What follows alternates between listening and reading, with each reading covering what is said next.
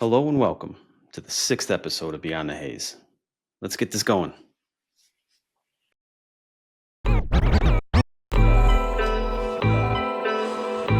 Metaflora Unfiltered presents Beyond the Haze.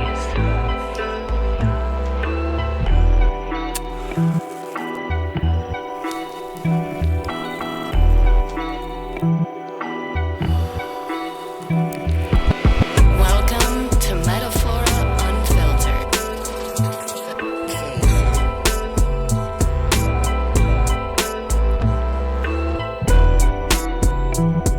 Unfiltered. Trip. Canna. Metaphora unfiltered flow. Canna cause crypto, let 'em know. Gather chain 3 times, let's go. Get the smoke rolling up, start the show. Metaphora unfiltered flow. Canna cause crypto, let 'em know. All right, everybody. Hello. Welcome to Beyond the Haze. How we doing, Clark? How we doing, Spacebar? I'm We good. got I'm an good. interesting show going on today. I'm doing We great. got Smoker Farms. man. No G in the industry. We also have Spencer Lancusick, a gala music artist. What do we got? What do we got going on today with you, Santa Claus? Oh, just little post New Year chilling now. Not a lot going on. I got my new Canadian flag up here. I'm thinking of running for the Liberal leadership now that Justin Trudeau's resigned, and which would then, if I won, it would make me the Prime Minister of Canada. At which time, I would just add an N to the name. So instead of Canada, it would be Cannada, Canada, right? And this would be the new I like it. flag, There you go. Yeah, that's the one right there. right? I think it's about time that we just get rid of the maple leaf. I mean, we got this off sugar-coated image of maple syrup and shit. But yeah, we make good maple syrup, but we're not the only ones. I mean, whatever. But as far as legal federal weed in the Western free world, we're the only one.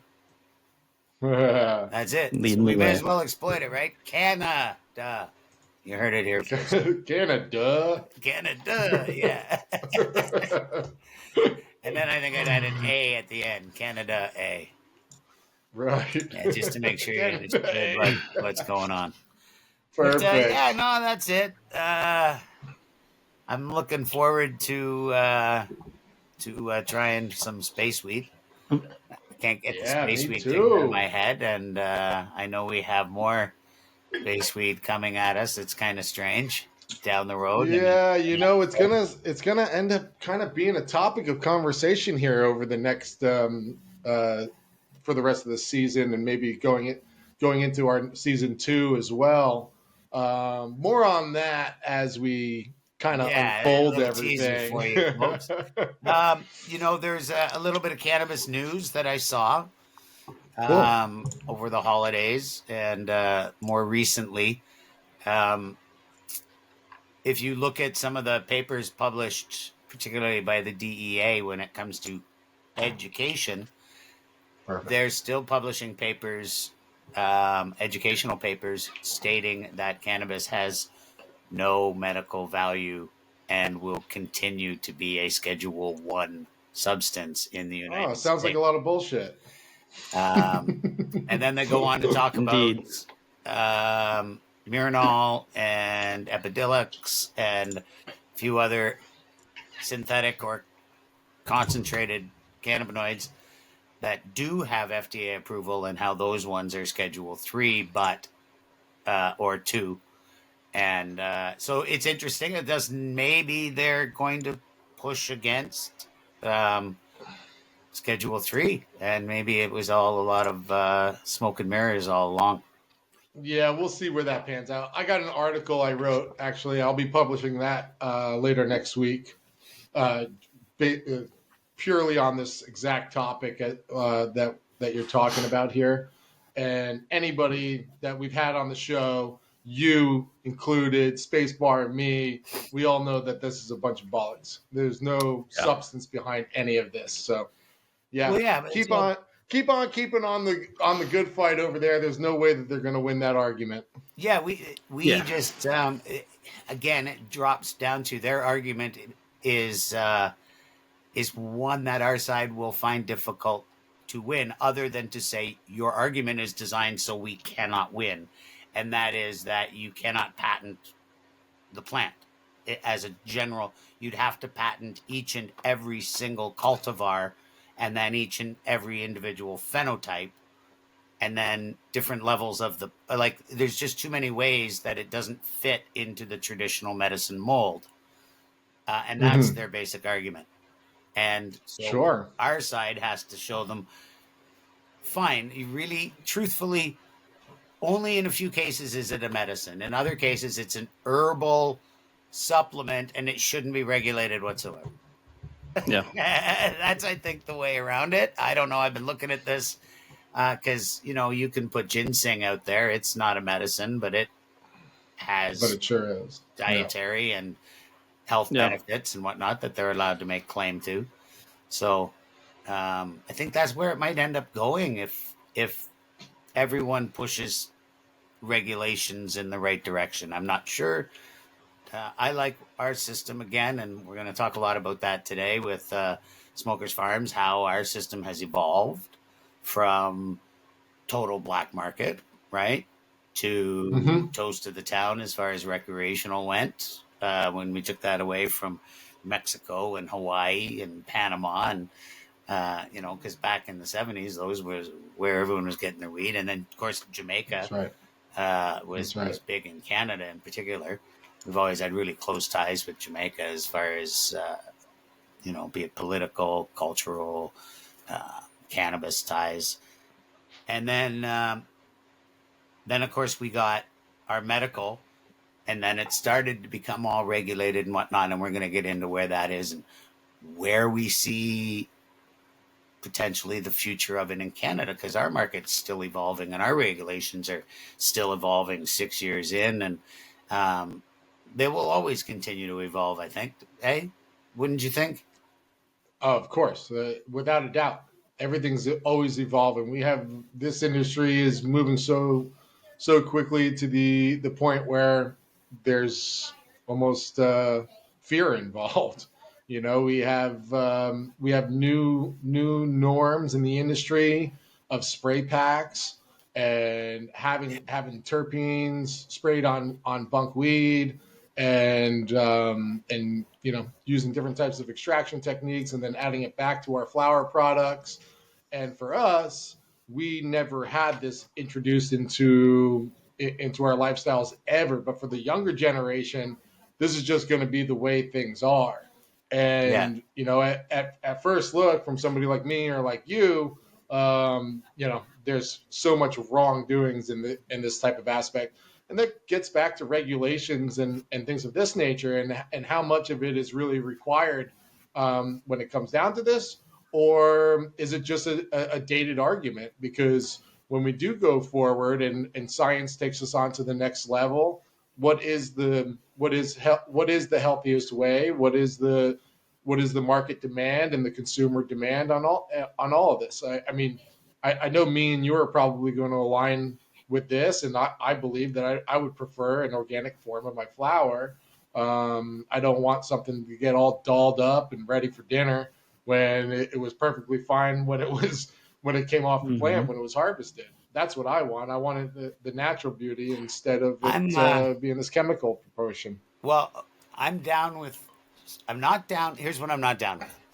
I'm not down with botanical terpenes being added back in, or added Mm-hmm. in, or even cannabis terpenes being added back in.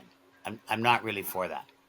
It's one thing if it's an extract in a vape or something like this, but if it's your actual flower and it came off the plant bunk or wasn't stored correctly, and they're like, well, we're never going to be able to sell this unless we spray it with something, Yeah. And then all of a sudden you pop open that bag, you're like, ooh, this smells good. It's like you didn't even look at it yet. It's Yeah. got Yeah. mold on it or some Yeah. shit. Yeah. Now, I'm not against. See, we don't really have that issue here because we don't have pseudo legal cannabis like you do through the hemp act. Right. right? Mhm. We don't have that issue. I think I've stated it before. Um, we're You're not allowed to have altered terpenes in Canada. Mhm. Okay. So Delta 8, unless it's occurring naturally, no. Mhm. Aging. THCA, we can add it to our cannabis, but in the form of diamonds, Uh-huh. right? And I'm good with that. I like to have a diamond encrusted fatty, Cool. draped in Mhm. rosin, but with good bud in the middle too, right? Right. I think that's the part where I was saying is like they're gonna take something that's unmarketable and then start adding all this fancy Yeah. things to it to make it actually work really well. Yeah, and we have Yeah. some of And them as well. You can look at the infused. You look at the label. So they're non-infused pre-roll of product X has 28% THC, and mhm. then combined THCA, THC, and then they're infused with hash rosin, triple infused with hash rosin and diamonds and bud or whatever, has 29.5%. So wait a minute, you're telling me all your infusion adds 1.5% THC? And Oh, you see see? that a lot. And what Yeah. they're doing is they're not putting the full flower into the infused product because, dude, that thing better be coming in at 50 plus, or it's Mhm. simply not. You're bunking me out three times the bunk. yeah, That's yeah. Triple bunk confused. it. Call it triple bunk. This ain't no bed. Well, our guest today doesn't have any of the bunk. He's very well known for his master Kush. You can check out all of his grows right there online. He's harvesting nonstop. This guy, Smoker Farms, is by far one of my favorite growers that I've been following online, and I'm super pleased to have him on the show today. Um, and yeah, without further ado, let's welcome in Smokers Farms and take a look inside their operations here. Hey guys, welcome to Beyond The Haze. Great to have you here. Hello, hello. Hey there, man. Hey there. Right on, right on. I've got my Smoker Farms honey oil vape Nice. uh Excellent. with me Woohoo! here. That has I was talking to you actually the other day when we were setting the schedule for this. I was laid up and I had a pancreas attack, and the only thing that worked for it between all the vapes, because I was laid in bed, I don't smoke inside the house. Um, the other vapes didn't work. The only one that worked for the pain was the honey oil. Awesome. So The happy one to that hear that. I'm happy to hear of you. It sucks that you had an attack, but I'm glad that our product can help you out, man. That's amazing to We, hear, we man. do hear that often, actually. People have trouble sleeping, use it, and pain management and that kind of thing. A lot of people do use it for health uses. Yeah, and, Yeah, hey, it's I a full heard, spectrum product, and I get it through Mendo because Good. it's not available out here in Ontario. Correct. But I miss your flower. Apparently, your flower might be available through OCS. It is. yeah, the flower is Yes. available through 3.5 OCS. gram. Yeah, Okay. it's but hey, your story, man. Obviously, we grow cannabis for profit. Yeah. It's nice to be profitable, but to hear somebody say that medically it actually helps them, man. That's so much more to the story than just getting high, man. Yes. So Makes us happy. Oh, it absolutely. warmed my And heart to hear that. I can only purchase it through my medical supplier. I can't get it here at the recreational store, but I can get it, your vapes in particular, through Mendo, which is my medical supplier. So, can you, why don't, for the people that don't know who you are and your background, um, can you give us a little brief synopsis? You've been growing this Master Kush Ultra since the 90s, maybe, or I've been so 2000? Early?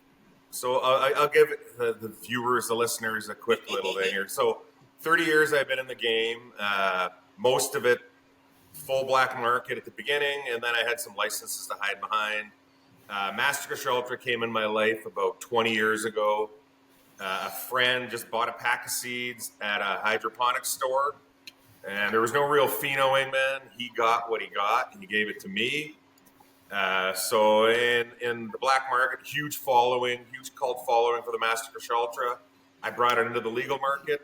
We brought one strain basically, and people didn't believe that it was going to work, but I told them, man, you just wait and see. When people try the product, they're going to figure it out. So here we are, 4 years later. We got the longest running SKU in the British Columbia liquor distribution. BCLDB. And yeah, it's got a cult following in the legal end of it too, man. So it's the hardest hitting weed I've ever smoked. I judge every weed I ever smoked to the Master Kush, and Which is bad. it's bad, but I smoke it every single day. I can't find anything that does what it does to me, man. I just can't. Yes. There's some that have been close, Close? but for me, man, it always it's the winner chicken dinner for me. So And was it MK Ultra when you got the seeds, and did you guys add the Master Kush, or was it sold to you originally as Master Kush Ultra? So we don't really know.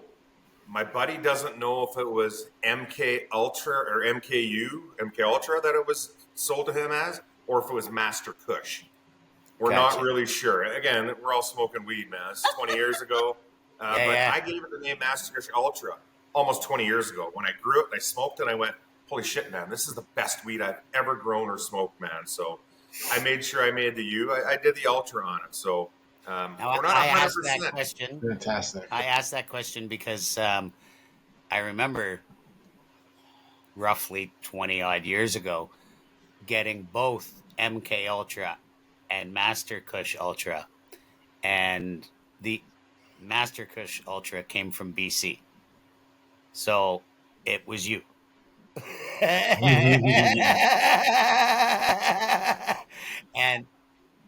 and I used to live. I used to work in Toronto at a restaurant, and the guy that lived above the restaurant had on Queen Street. He had the market for cannabis on the entire street, but he also licensed all of the artisans on the street. So he had my first real dispensary experience there. Now we're talking early 2000s, where you would go in there and he would have 8 to 15 different strains from across the country. And you would get to choose and this and that and the other thing. And he didn't sell in baggies. He was an environmentalist, a real hippie. So he would roll it in the free newspapers that we were giving out back in the early 20s. And you would get your weed rolled up in newspaper with an elastic or a string tied around it.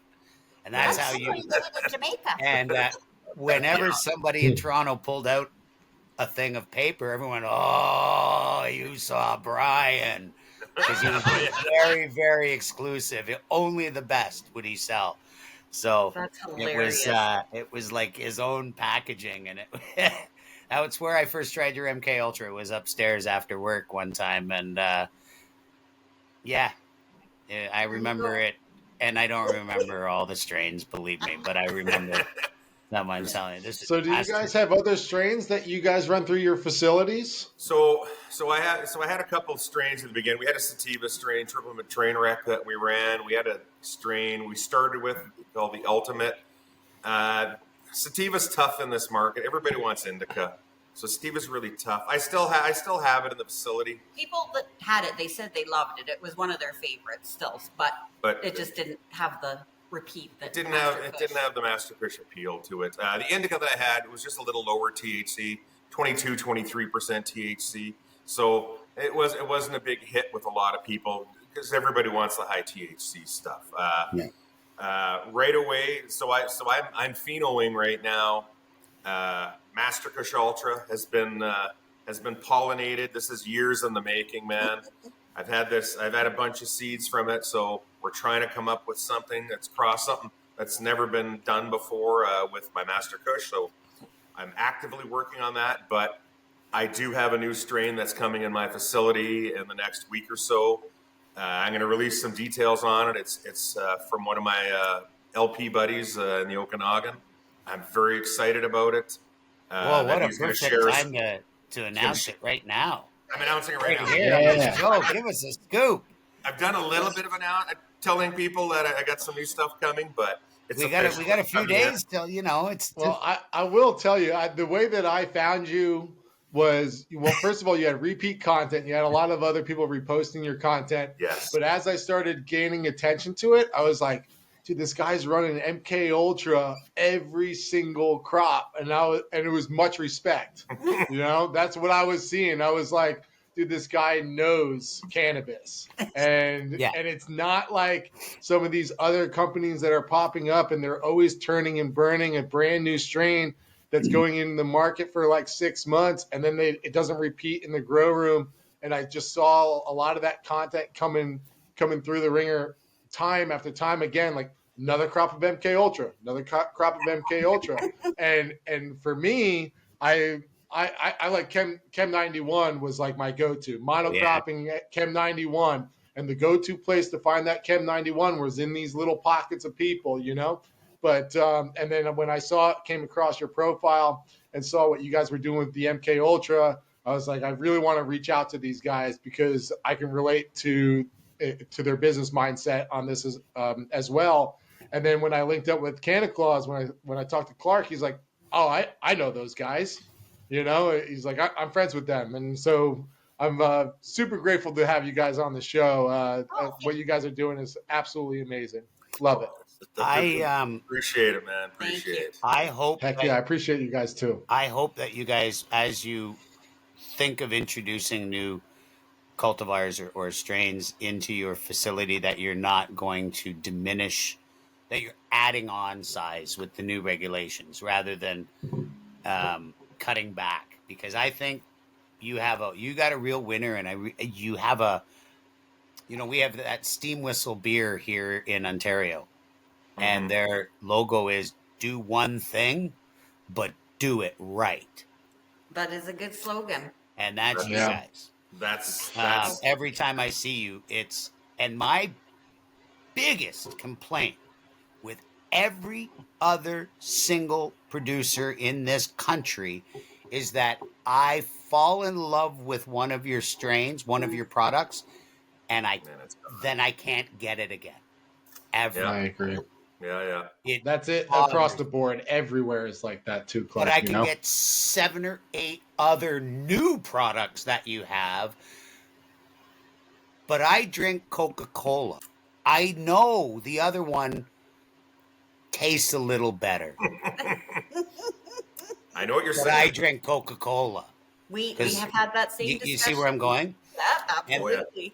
It changed the way the new Coke. There's a great documentary on New Coke and how when they brought out New Coke, the belief in product was that sales on product were product driven. They were driven by the taste of the product. Mm-hmm. When they canceled Old Coke, they learned very quickly people have brand loyalty as well. When they want MK Master Kush Ultra from Smokers Farms, that's what they want from Smokers Farms, because that is what we've fallen in love with. Mm-hmm. You come out with, Master Skittles, right? or something along the same line. But please don't ever let the consistency of market availability of your signature product go down. Right. It's really easy to go through the turn of events and coming out with brand new strains and trying to hit market trends.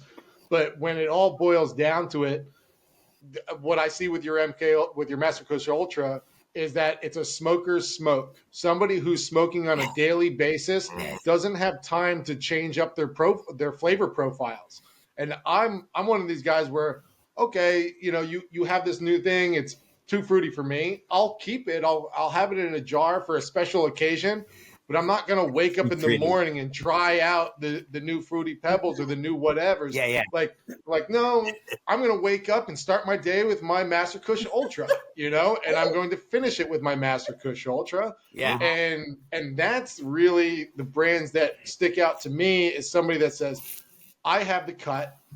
This is what works, and there's no flavor profile out there or the effects after smoking it that can ever replace this out of my daily repertoire, And that's what I've seen from you guys, and that's why I asked too, what other strains you guys got coming in through this network? Because when you go to Smoker Farms and they have something else new that comes out, and you have this solidification in this type of genetic. What comes after it? What comes next? And what else can you guys introduce into a smoker's smoke? No, I hear what you guys are saying, man. Absolutely. As far as I'm considered, I'll be growing Master Kush Ultra until the day I'm dead. It's never going to leave my hands because it's so popular. I built this whole business on one strain, man. Master Kush Ultra. It got us our name. It's fire all day long. So it's you're talking about Coca-Cola and brand names. I've said for 3 years now, I want to be like the Crown Royal of whiskeys. How do I say? Crown Royal of cannabis. The Crown Royal of cannabis. So when I go to the liquor store and I look for my whiskey, You go to Crown Royal because I know the taste, I know the flavor, I know what to expect, and I want the consumer to be able to go to the store and go, hey, that Master Kush Ultra, I bet you it's going to be on that shelf, and if it's not sold out, it's going to have that same taste profile that it had 3-4 years ago, 20 years ago. You know what you're getting. That Jeff was growing. You know what you're getting. So the Master Kush is never leaving, but I am going to introduce some new strains. We got to spruce things up a bit. I only have 2 rooms, so I have to figure out how to dedicate one room to a different flavor once in a while, but still have the Master Kush going. And they told me at the beginning, this is never going to work. Your one strain is never going to work. You're going to need to change up your strain every 6 to 8 months. And I told these people, I said, hey, watch, just see what happens, man. I said, I trust this strain. It's unlike anything I've ever had in my life. And then 4 years later now, they're like, shit, man, you were right. Like, man, the popularity of the strain. Because your knowledge is invaluable towards whoever that was very business minded, and they weren't incorrect, but it doesn't have longevity. And when it comes down to it now, we've had so many genetics, so many strains that have been released. Everybody's got nostalgia. They're like, well, where's all these old school strains? Because we can't get like everything's been breeded into these rockier formation buds, really tight nut. You can't get away from the fruits anymore. It's very popular. It wins all the contests and stuff. But why? I don't understand that. Like, if I'm not a judge, it's like if I was, that wouldn't be even part of the final four. But what he's saying is that it's so popular, and even in the cannabis cups, that these are the guys who are winning. And where is the substance behind this? Like, it'll be great. I mean, they are amazing. I mean, I can't believe when I smoke something that's on the fruitier profiles, being like, wow, that flavor profile is like absolutely unreal. But I agree. At the same time, I'm like, I can't wake up to smoke this. I need like maybe at a dinner party and I'm showing off like different types of flavors or whatever, but it doesn't fit into a daily routine. And we've entered quite a few contests with the Master Kush Ultra, and it doesn't win, so we've just stopped now. My buddy told me 3 years ago, Matt Sparrow, he's like, hey, your weed is phenomenal. It's really good, but it's never going to win a contest. It's never going to win anything because it's all going to be the fruity profiles that everybody wants, trending. And I went, okay, so yeah, we've entered quite a few, and yeah, we don't place well, and it surprises me, but I'm okay with it, man, because I got my own little niche. I got my own Master Kush Ultra, and sure. I think we should change the way that those cups are presented. There needs to be that category where these types of strains really stand out, and that way we can highlight those cultivators who are pushing these best gas, these types best of genetics, gunk, best legacy. We need a Kush contest. Best legacy. Just Kush, nothing else. What? I'd win the Just Kush contest. Nothing else but Best Kush. Yeah. Best Kush Kush is a definite, there's another product on the market here that we get a lot called West Coast Kush from MTL Cannabis. Okay, MTL. And the first time I tasted it, I went back to the store. They said, "How was it?" And I said, "If you had like a taste dictionary and you looked up Kush, this is what it would taste like." Okay. And that's a lot like yours. They're both very similar. And that was a good 2.5, maybe 3 years ago when they came out with that. Mm-hmm. It still tastes exactly the same today. Their percentages, they vary by up to 5%, but their flavor profile, their everything that they do with that, and I've never not been able to get it. That's a good thing. That's important, but they're a bigger producer. So. Now, I think that you did the perfect thing for craft cannabis companies for various reasons. One, you were limited to 2,000 square feet. Mm-hmm. 21 and change or something, yeah. Right. And that's been expanded now, has it not? It's on the table. It's proposed on the table. Okay. So it's not solid It yet. hasn't been put through yet. It was supposed to go to the reading in February or whatever, but I don't know if that's happening now with all the with the government turmoil. Who knows what's Health Canada. Health Canada will continue to go forward. They're not directed. They're given a mandate, but their bureaucracy, they continue going whether there's a government or not, unless they change the laws. So it's them that regulated the size. So if they want to change it, they can change it without the government passing a new act. Good to know. It's my understanding of it anyway. So it could be that we're not. But would you expand? The problem with us, we're in such a rural setting here. We're in the middle of nowhere a little bit. There's no three-phase power here, which is a huge deal. So right now, I've got a service for my house of 200 amps. My facility has a 400 amp service. That's the maximum Fortis is willing to give me, unless I bring in a big 600 amp continuous transformer, which could be $50,000 to $80,000 upgrade just for that.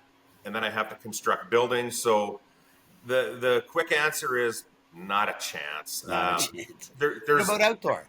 At this point, there's really no money for growers. There's really no money in this industry for growers. So for me to think about, we don't have the money, period. But for me to think about investing another $300,000 to expand my footprint here, it's just not in the cards for us, man. We've invested what we've invested, and I still think proof of concept is not here. We're not a profitable business. Most of us small guys aren't very profitable, man. We exist. And it's complicated because I'm almost 56 years old here. I've been growing for 30 years. I don't want to grow for I don't got another 20 years of growing in me. So I have to somehow build a retirement package so we can kind of retire. And with the state of the industry, man, it's challenging, but we're changing our future here. We've been with a processor for 4 years now, and we've got our processing license. We got some really exciting information yesterday, and we're fast tracking this, man. We're going to get our processing done. We're hoping maybe February, March at the absolute latest. We're going to get on it. And if we do it ourselves, we have a chance. Our process has been great. We've worked together for 4 years, man. Yeah. They're going to help us transition as well, which is a huge deal, because if you don't have much money, it's challenging to make the jump to go, hey, we're just going to do it ourselves. But there's more money to be made. There's more money for our people in the community here. So it's a no-brainer for us to do. And the biggest thing for me is I want it to be the full package here, that people see that I grow the weed. We grow the weed. But I want them, when they open that package up, I want them to see what my eyes see. My eyes are going to be the last ones that see those flowers going into that bag. So if it's approved by me, just like my weed is, it's going to be approved. Everybody's going to enjoy going, hey, man, Jeff looked at this right before it went in the bag, and wow, this is what he presented to us. So that's very important for me. So it's the full package that people can see my vision, my art. My art is my flower, really, so they can see what I perceive as the perfect 7 grams or the perfect 3.5 grams, whatever it may be. So it's now, very important, and it's transparency a little bit too for people. It will also allow you to process for others and Yes. white label as well, if is my understanding, right? Yes, and we're looking into that. We're looking into possibly bringing some pre-rolls in and testing the market a little bit. I'm not sure how that's going to affect people because some of it's not going to be grown by me, but it's got to go through me to It be will be approved. Smoker Farms approved. So Right. we've But already let's tested. say let's say we wanted to do a Beyond the Haze pre-roll. We could process that through you, right? Yeah. Yes. Yeah. Okay, we will Anybody in chat. Canada could process Yeah. through me. Yes. But again, We will- it has to meet my specifications. Yeah, and it would have to meet mine as well. So And I'm very. My standards are up here. You can't even see my hand, right? yeah. Oh, mine are taller than my house. Yeah, man. I am the biggest critic when it comes down to We should flower. go weed when we get done. Yeah. Yeah. Hey, I Yeah, say some we of have the a meeting plants- on this soon, and we just talk to some of the different craft growers across the country and get them to submit a product that all three of us will put our name on, and Yes, to the selection Yeah. crew. Yeah. and they'll get credit for growing it. Yeah. I know a guy that's out there in Cranbrook. In there you fact, go. that I may want to. I would be very interested in his products because he grows it aquaponically. Oh yeah. Aeroponics or aquaponics? Aquaponics. Aquaponics. Okay. Yeah. His plants float. Okay. Cool. Like so, it's deep water. Deep It's water. deep water. His That's Is what there I a do. fish in That's there? how we do my mother plants in giant Okay. 20-liter pots, whatever, and the roots just float in the water and his whatnot. are in like 250 gallon pools, and they go through a conveyor belt. And when they put them in the front of the conveyor belt, they go into the pool. And when they come out of the conveyor belt, they get harvested. Interesting. And he's That's a in like big roundabout. Yeah. 5 weeks, I believe, or 6 weeks, and he gets 9 to 10 weeks of volume. It's an incredible. His name is J.R. Strain. We interviewed him as well on the old podcast, and we're talking 6.5% terpene profiles on his stuff. Wow. Really nice stuff. So, and he's not too far from you. No, Cranbrook's that's not that far far, at all. right? Cranbrook's, that's a 7-8 hour drive from here, but Is it that far? Compared to me. he's Yeah. farther than you. He's in the East Kootenays. We're considered what they call us boundary country, but we're in the what do they call it? We're in the Kootenay district. The boundary, But some people I get think they offended call when I say that I'm representing the Kootenays. Like, you're not in the Kootenays. I'm like, okay, well, you can say what you want, man, but Yeah. I think I'm respecting the Are you the Kootenays. Kokenees or the Or Kootenays? like me. Rebrand. I can't just be in the middle of nowhere growing. Give me Oh, I've some- seen where you are. Yes, you can. Ring that bell proudly. Nobody hears it. Yeah. we can hear it we from do here, ring and, the bell. and as the crow flies, it would maybe be 2 or 3 kilometers to it. But on a non-windy, clear day, you can hear You that can bell hear it. ring from here. It's amazing. Oh, sure. Wow. But how many people, when you ring that bell, like how many people realistically would hear that? A few hundred? Ba- Few yeah, thousand? no, 100. It'd be 100 people, maybe. It wouldn't be 1,000. We're not that Yeah, densely populated out here. We live in the country for a reason, to get away from all the shit that town offers. It's just 100 nice. people, Yeah, right. 250 bears, and 90. We'll hear the ring, yeah. We maybe got Yeah. our community is maybe 800 to 1,000 people. Like, so Yeah. it's spread out It's over not very big. about 4 or 5 kilometers, and it's not very big, but it's just nice to be in the country. It's quiet, it's peaceful. I can focus on growing weed with great spring water, not chlorinated city water or anything like that. So Yeah. this is the perfect setting Yeah. for growing weed. My water, I don't even have to pH it when it comes out of the well. It's set, Nice. it's good to go, man. So this You is the do- best place to grow weed. I'm sure you have to ppm it every once in a while just to make sure that it's not changing your nutrients on you. I check it all the time, man. I check runoff off my plants. I check the nutrients going in. It's quite stable here, man. I'm pretty happy with it. Can you describe for me and my listeners, our listeners, what the original process was per plant? Did you have to, when you originally came up with the Master Kush Ultra as being your strain, you had to, I believe, submit the profile to Health Canada. DNA samples, is that true? No, we didn't have to do Genetics? anything like that. Just names. No, we just we gave them. So if it was physical strains that came in, like clones and stuff, Okay. they wanted to know the names. They didn't care about lineage. They didn't care about any of that stuff. It's just a basic declaration of what you're bringing in. So you And- called it what you could have called it whatever you wanted, but Yeah. once you had it in there, each plant had to get a tag, right? No, there was no tags required for each plant either, man. They did say that you could do that, but we didn't ever do that. We treat it as a whole batch. It Oh, just okay. means and CRA asked us one time, so can you tell us how much an individual plant weighs? I'm like, no, I can't. I'm sorry. I don't have all the time in the world to deal with bullshit like that. When Yeah. we harvest our plants, we harvest them, we cut them down, we put them in giant totes, we weigh the totes to be compliant with the rules we have to do, and they go to the dry room, and we hang them all up, but we don't weigh individual plants. That would be so counterproductive. It just would And make the weight no sense. difference. But I remember when it all first started, it was very complicated, and each plant had to have an RFD tag on it, That's and what that would've been the like was, reporting system, Standard and producers had to go through that kind of. Yeah, when you defoliate, do you have to also weigh all the leaves that are coming off of it too? Yeah.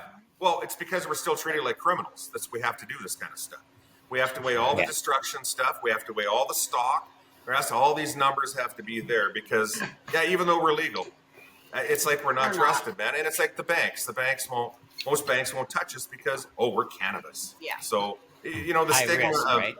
of being illegal, it exists every day. We see it, man, and it's disappointing. It's And then when frustrating. you do get to the bank, they charge you higher fees than they would any other business, correct? Oh, absolutely. Yes. So it took us quite a while to get a bank account.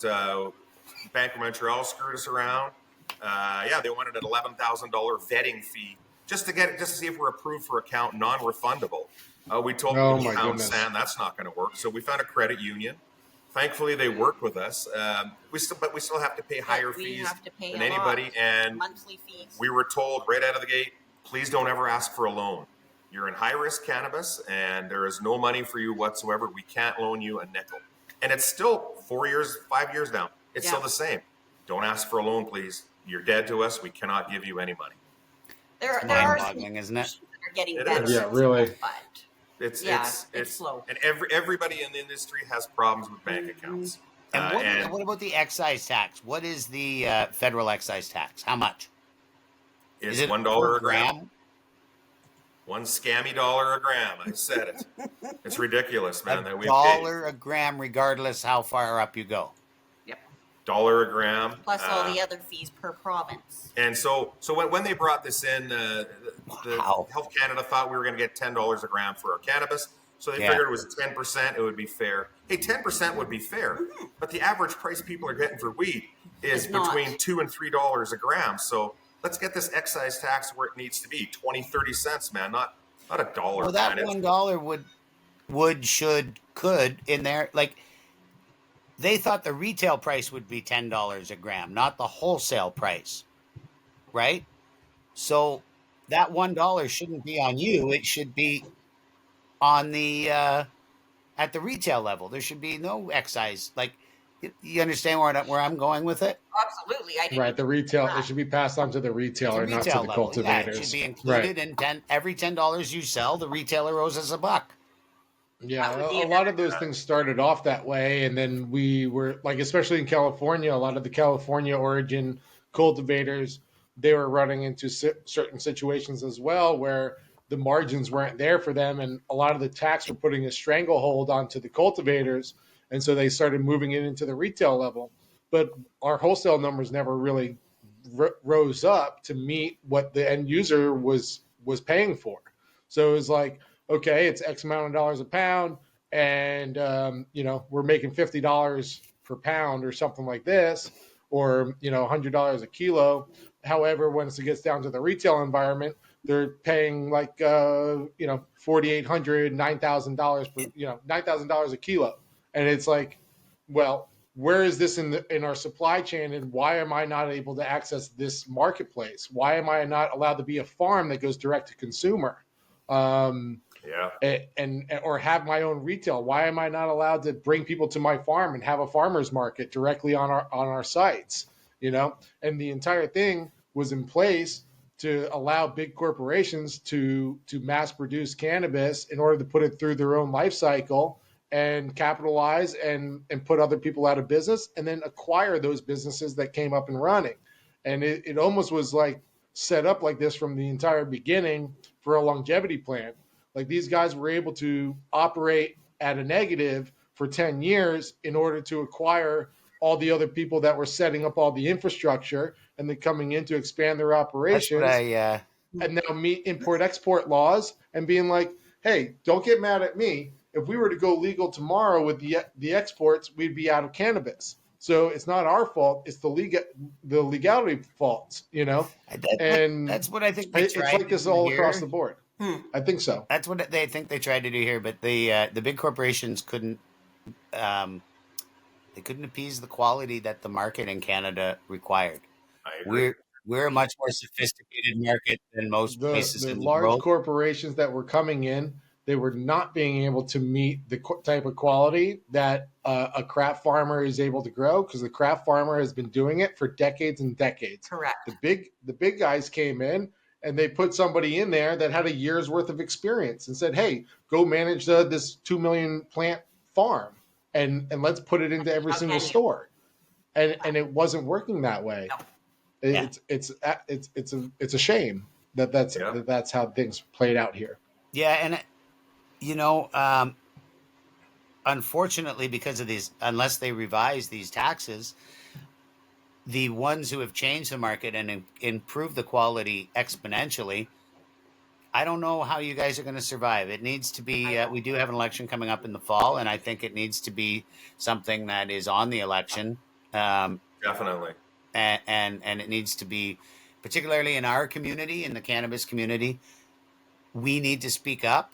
A lot of people became complacent with legalization, and they don't want to get up and go to the protests anymore.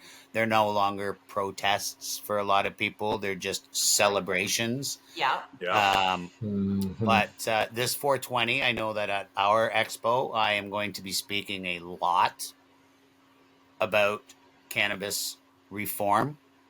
Good. Cannabis That's law important, reform, man. especially for the producers. And there's no reason that our government should be making money 3 times off of it. No. They make it at 3 different levels. Make it on your sales tax. At the end of the day, that's enough. I agree. Let each craft producer in Ontario sell directly to the dispensaries or have a dispensary on site, like you do with the wineries. You want to take an excise tax there rather than a wholesale markup and an excise tax and a harmonized sales tax. Everywhere. Their hands So are they out. take Everything's 3 levels of government. You guys make $2-3 out of every 10 spent. The government gets, I believe it's 6.5 out of every $10 spent at a dispensary in Canada. Yeah, it sounds about right. You get Well, 2 or 3. there The was- dispensary gets 2 or 3, and the rest goes to the government.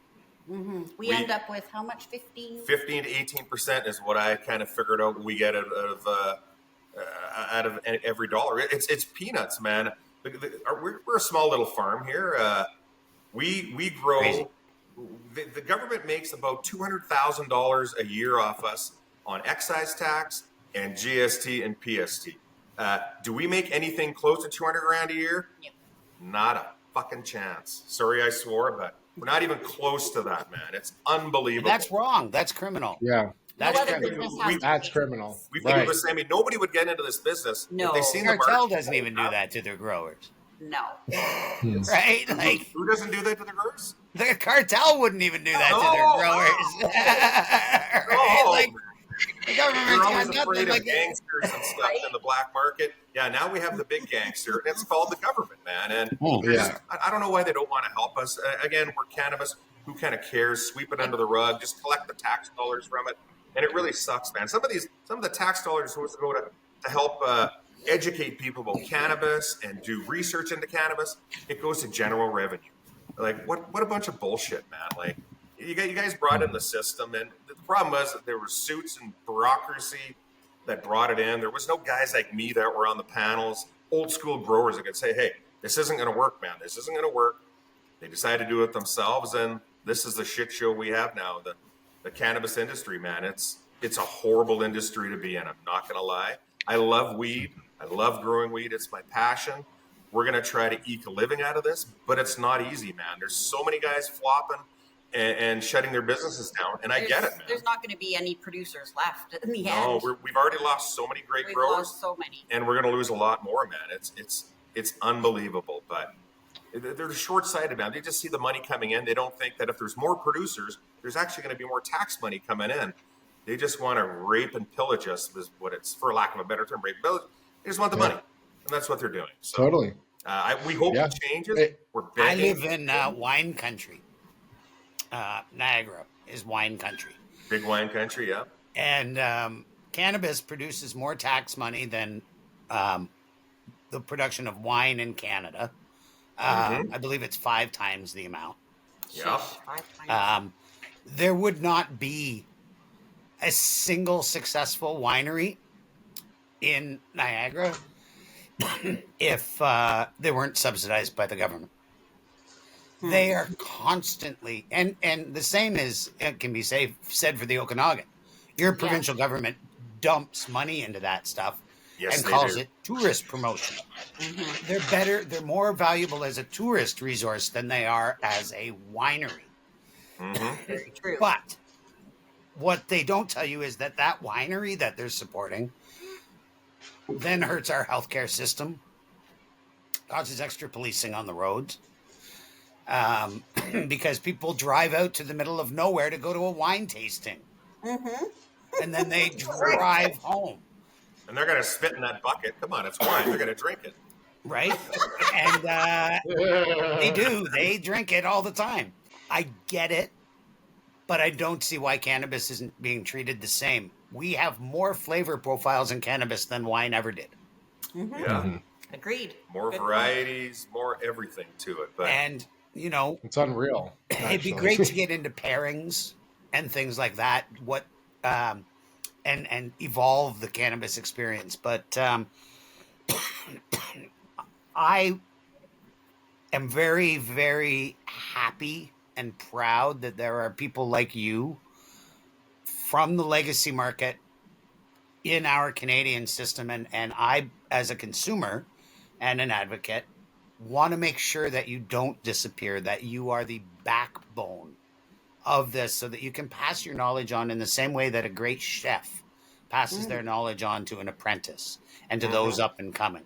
So that's what I look at you folks as the maestros, those that need to pass their knowledge on to others so that we don't lose this great art that you are a master of.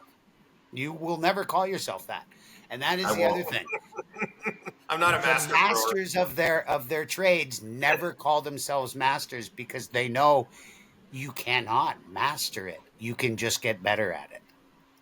I agree. You shut your mind, you're done. I can't master it. So since I started growing legally and using the dosatrons and the Rockwool and stuff, my crops have got bigger, better, crazier. We sampled our last harvest a little while ago. I'm like, holy shit, man! I think that tastes better than the time before. We got a crop in there right now. It's so humongous. We're going to break all the records this room's ever had. That's exciting to me, man.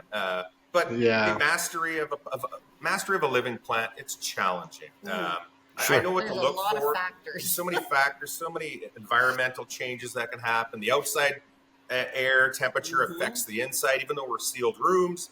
So it's a complicated thing. But as a grower, I got to be on it all the time. Small craft grower. That's why my weed is the way it is, man. I'm in a small setting. I don't have 500,000 plants to run around. I don't have a giant facility. Yeah. This way I can still have a life, but I can grow some really good weed. That's the pinnacle of the industry, though. Like, if you look at any other, even if we look at the beer industry, and we only had like 4 different companies that were producing massive amounts of cans of beer, and all of a sudden we finally got a craft company that was doing it so micro And we like the imagery of them creating this beer was these guys in the basement saying, "Oh no, this tastes the best." And all of a sudden, we had all these different IPUs coming through, and that's what the craft industry of cannabis does. Like your passion and love for every single harvest that comes out under your belt, it does not match a large commercial grow. And if you were to go to the store to go purchase some cannabis, you want it to come out of love and passion. So it doesn't make sense right now. The only thing that makes sense is they know that the craft industry is coming, and they're going to try to strangle it out as long as they can in order to make sure that they have the market share that they need for the next 10 years. But after that is done, we're all going to be fed up. We're not going to want what they're trying to force down our throats, and we're going to be looking for you, and we're going to say, how can I get your product? Because I'm done with this. I want somebody who's passionate about the growing, passionate about the plant, passionate about genetics, and that's the only thing that I want in my pipe. And that, like, I've been saying it for such a long time, and I'm wasting my breath because it has no substance to it. We are there now, 100% in Canada. The corporate bunk is now not being sold on our shelves in Ontario when I go to the store. They ship it to England. Oh wow! Yeah, get it out of Canada. They ship it to England. They ship it to other countries as medical cannabis. You can't. I don't see Aurora. Without Canada, they wouldn't have any weed. So they have you guys to thank for all your production levels and everything like that. It's 70% of the European supply chain. Thank you, Canada. They don't send quality like they grow, though. Sure. They send the stuff that we got at the beginning, full of seeds and mold and stem. And it's absolutely mind-boggling what these purveyors of it that come over here to find it, how they're buying it based on price and price alone. 50 cents of 10 cents a gram I've seen people sell. Yeah, they send a numbers guy over to buy weed. Yeah. That's what they do. They're like, I don't want to see the weed, I want to see the spreadsheet. Top quality Canadian cannabis, and then people are looking at it out of their container, and it's got, 25 seeds in an eighth and a little mold growing around the bottom of each bud. Gross. And they're paying more than we're paying for it here by a lot. Oh yes, because it's medical and medical only, and you have to. Well, we talked about that in our second episode with Peter. It was about the British thing, and that was our market when we first got legalization here. There were a few small companies that were producing anything worthwhile. I can think of Whistler Cannabis, but they were charging $75 for 3.5 grams. Sheesh. It's crazy. That was the retail end of it, because they said, no, we sell our cannabis for $35 an eighth. That's what you're buying it for, government. Fuck off. That's what we sell it for. You don't want to pay that? We don't care. We'll sell it through our medical side, because we can only produce, we can't even produce enough for them to sell to you. And then Whistler got purchased. Right? Bye-bye. And it's out every once in a while, but they had a Bubba Kush out. Was the best stuff on the market. When on day one of legalization, their Bubba Kush was the best I could find anywhere. But it was $75 for 3.5 grams. It's outrageous. And that was all middleman markup, right? Yeah. Retailer marked it up, the province marked it up, but the seller said, well, I'm getting $35 an eighth for it on the market you're taking me away from. Right. Because I grow it and sell it directly to the customers. So you're going to have to sell it for $75, because I'm still selling it to you for $35. Yeah. Or Jim down the road. I don't care who's knocking on my door. No, I won't front you. Show me the money. Show me the money. Hey, no 90-day pay. You pay now. Yeah, no, you pay now. It all changed, And then the bank won't help you out with bridge financing. The OSC or the whatever wants to take 3 months plus before they even pay you. Oh yes. Well, I think what I are they think at? it's 60 Six- days, which Yeah. 60? for us small guys, man, it's harsh, man. It Like is. our weed Yeah. sells out So pretty it's a hard fast. transition. It's hard. 30 days is tough for us. Like we're basically financing provinces, billion-dollar provinces, on a little bit of weed, man. Come on, pay me the 20, 30 grand. Come on. Why does it have to take so long, guys? Yeah. But it does. Right. And for us, it's very complicated in this game to Yes. manage your finances, since you don't have very much money to manage your finances, to make sure you got enough to make ends meet, man. Because we can't go to the bank for a loan, as I said earlier. They said they're dead. I'm dead to them. They can't give me any money. So it's a complicated scenario, man. But I hope we're around for a long time. But without this processing thing that we're going to try to accomplish this year, the way things work, I'd be pulling the plug on this business by the end of the year. I'm floating along. We're not gaining No. any bank account whatsoever. Everybody keeps saying it's going to get better. It's not. It's going to get worse and worse. The numbers keep crunching down. So us processing is the only thing that's going to be able to keep the business going, our doors open, and to have an old school grower like myself still growing quality legacy cannabis. Until they For- reform the Oh, taxes of it. I was gonna say, what would you, what in your position, what would you recommend? Like, what needs to happen in order for businesses like yours to propel itself in this industry? Because we need to see a turning point. We don't need less cultivators. We don't need less producers. We need to perfect these laws in order to uphold yourselves and put you guys up on more of a pedestal in this type of environment, because this is where the foundation always has been. And even if we put the power into the few and having it inside these corporations, we're not making a more sustainable economy from the grass level, like from the bottom level. Like we're looking at like providing a foundation between families and different households. And without that, you have to go to work for one of these guys. And now you have this trickle down effect that doesn't equate to a better economy. You just have another powerhouse of a corporation that is going to lead the way for Canada's cannabis productions. Yeah. So, I mean, is it all lying inside of the tax the tax strangleholds? The tax stranglehold is huge. probably the biggest factor that we all face. But what we need, and some of us have been talking about this for a while now, we need lobbyists. All these industries have lobbyists to fight for the rights of alcohol, for tobacco. Well, it's damn time we have lobbyists for cannabis, man. People that are going to fight for us, man, and say what needs to be said out there, man. Cannabis Council of Canada is supposed to be doing that. Are they not? I've never even heard of them, Clark. Yeah. So, No? I've never even heard of it, man. So, I'm pretty outspoken with a lot of stuff. I got no problem stirring the pot a little bit here and there. Obviously, I'm nervous about having my license retracted or them screwing with me. But hey, man, we got to fight. We got to fight and continually fight for cannabis. It's a constant battle every day, But honestly. we need lobbyists to start speaking out and talking. We're introducing, not introducing, but we're having a guest come, I think, in March. She's the conservative. She won the conservative provincial election here. In So our area. in our area. So we've invited her to come.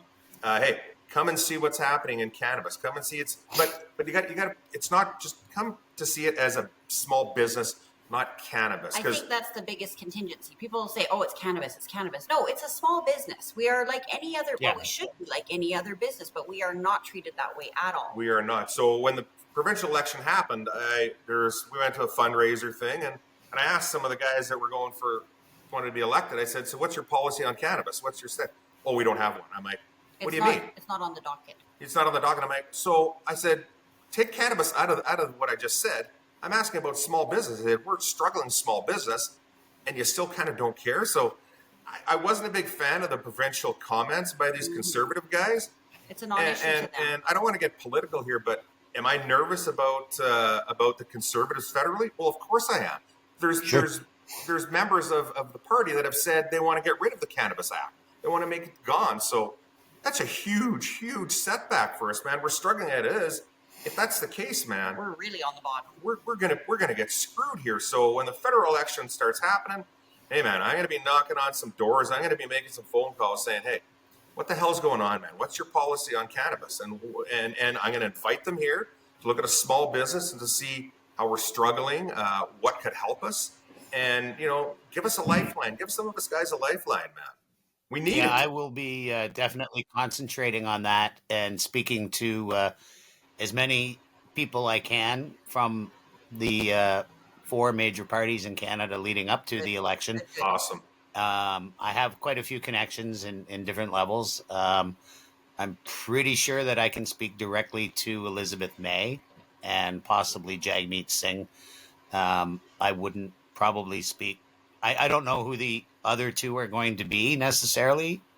There's a bit of an insider information hint at something. Ooh. One of those two that I don't know is actually supposedly going to win, but I don't believe he will be even a candidate. But I don't think Pierre Poilievre is going to survive the election interference report coming out on January 31st. He's got a fancy new haircut and got rid of the glasses. Yeah, but I think that I do try to stay away from as much politics as I can when it comes Agreed. to this I stuff. It's a contentious issue But these days. when it relates to cannabis, it's why we're here. Exactly. Yep. It's one of the basic tenets of Beyond the Haze is to help educate governments to make proper decisions when it comes to the cannabis portfolio in their country, be it just allowing medical and they haven't done that yet, or expanding their vision and erasing the stigmas, because everything that is restricting you from having a successful business is 100% stigma based. Yep. Everything. I And agree. it's a false stigma. And hopefully we It can is. change that.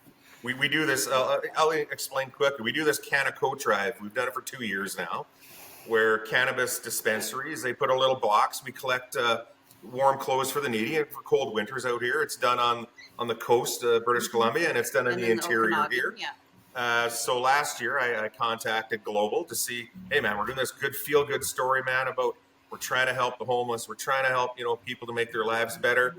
They didn't want to touch the story, cannabis. And I know Dylan from Pistol in Paris. He was going to contact Global in this year, or sorry, not this year. Would have been in December, this past December. And I'm assuming it never worked. They didn't pick up the story either, man. There was one place in Prince George. That's right. They did pick up a little bit of the story and showed a little dispensary, but again, we're treated like criminals still. It's that stigma that still sticks with it. It's cannabis, it's drugs. Ooh, come on, man. We got to get over this, man. Cannabis is so much more than a drug that is just a bunch of stoners sitting around. It helps people medically. It helps in so many ways, man. But is society going to figure that out? I don't know. I hope they do eventually. Eventually they will. It's Society's frustrating. figured it out. I think it's up to government to figure it out. That society's figured out they're full of shit. Agreed. Yeah, true. Yeah. Don't trust the government. where it is now, because I know a lot of our local politicians around here. They almost all of them are using one form of cannabis product or another. Most of them are senior citizens, and they use CBD products, but they're still telling us that here in Niagara Falls, that cannabis is not an agricultural product and is barred from being grown on agricultural lands. It has to be only grown in heavy or medium industrial sites in Niagara. Industrial. Yeah, that's... What the hell? It cannot be grown on a farm. That just makes no sense. so counterintuitive. Just because they're not thinking it's not an agricultural product. It is. I respond. Sure is. I responded. You It need is not dirt an and water. It is a commercial industrial product, they said, because of the processing side of it. And I said, so it is an agricultural product in the same way that grapes are an agricultural product. Yeah. To make wine. Because every winery here has an industrial component on site to press and carboy their wine and bottle it. every one of them has the exact same type of production facility, industrial, that a cannabis farm would. The difference is one's cannabis, one's What's up? And grapes. it's okay to have wine. But it's okay to be drunk. It's not okay to catch a buzz. Apparently, No, but So wrong. still makes no sense to me. or but it's okay to work at a winery, but it's not okay to work at a cannabis facility. That's why we have none. We have one that doesn't grow. It is a processing facility only.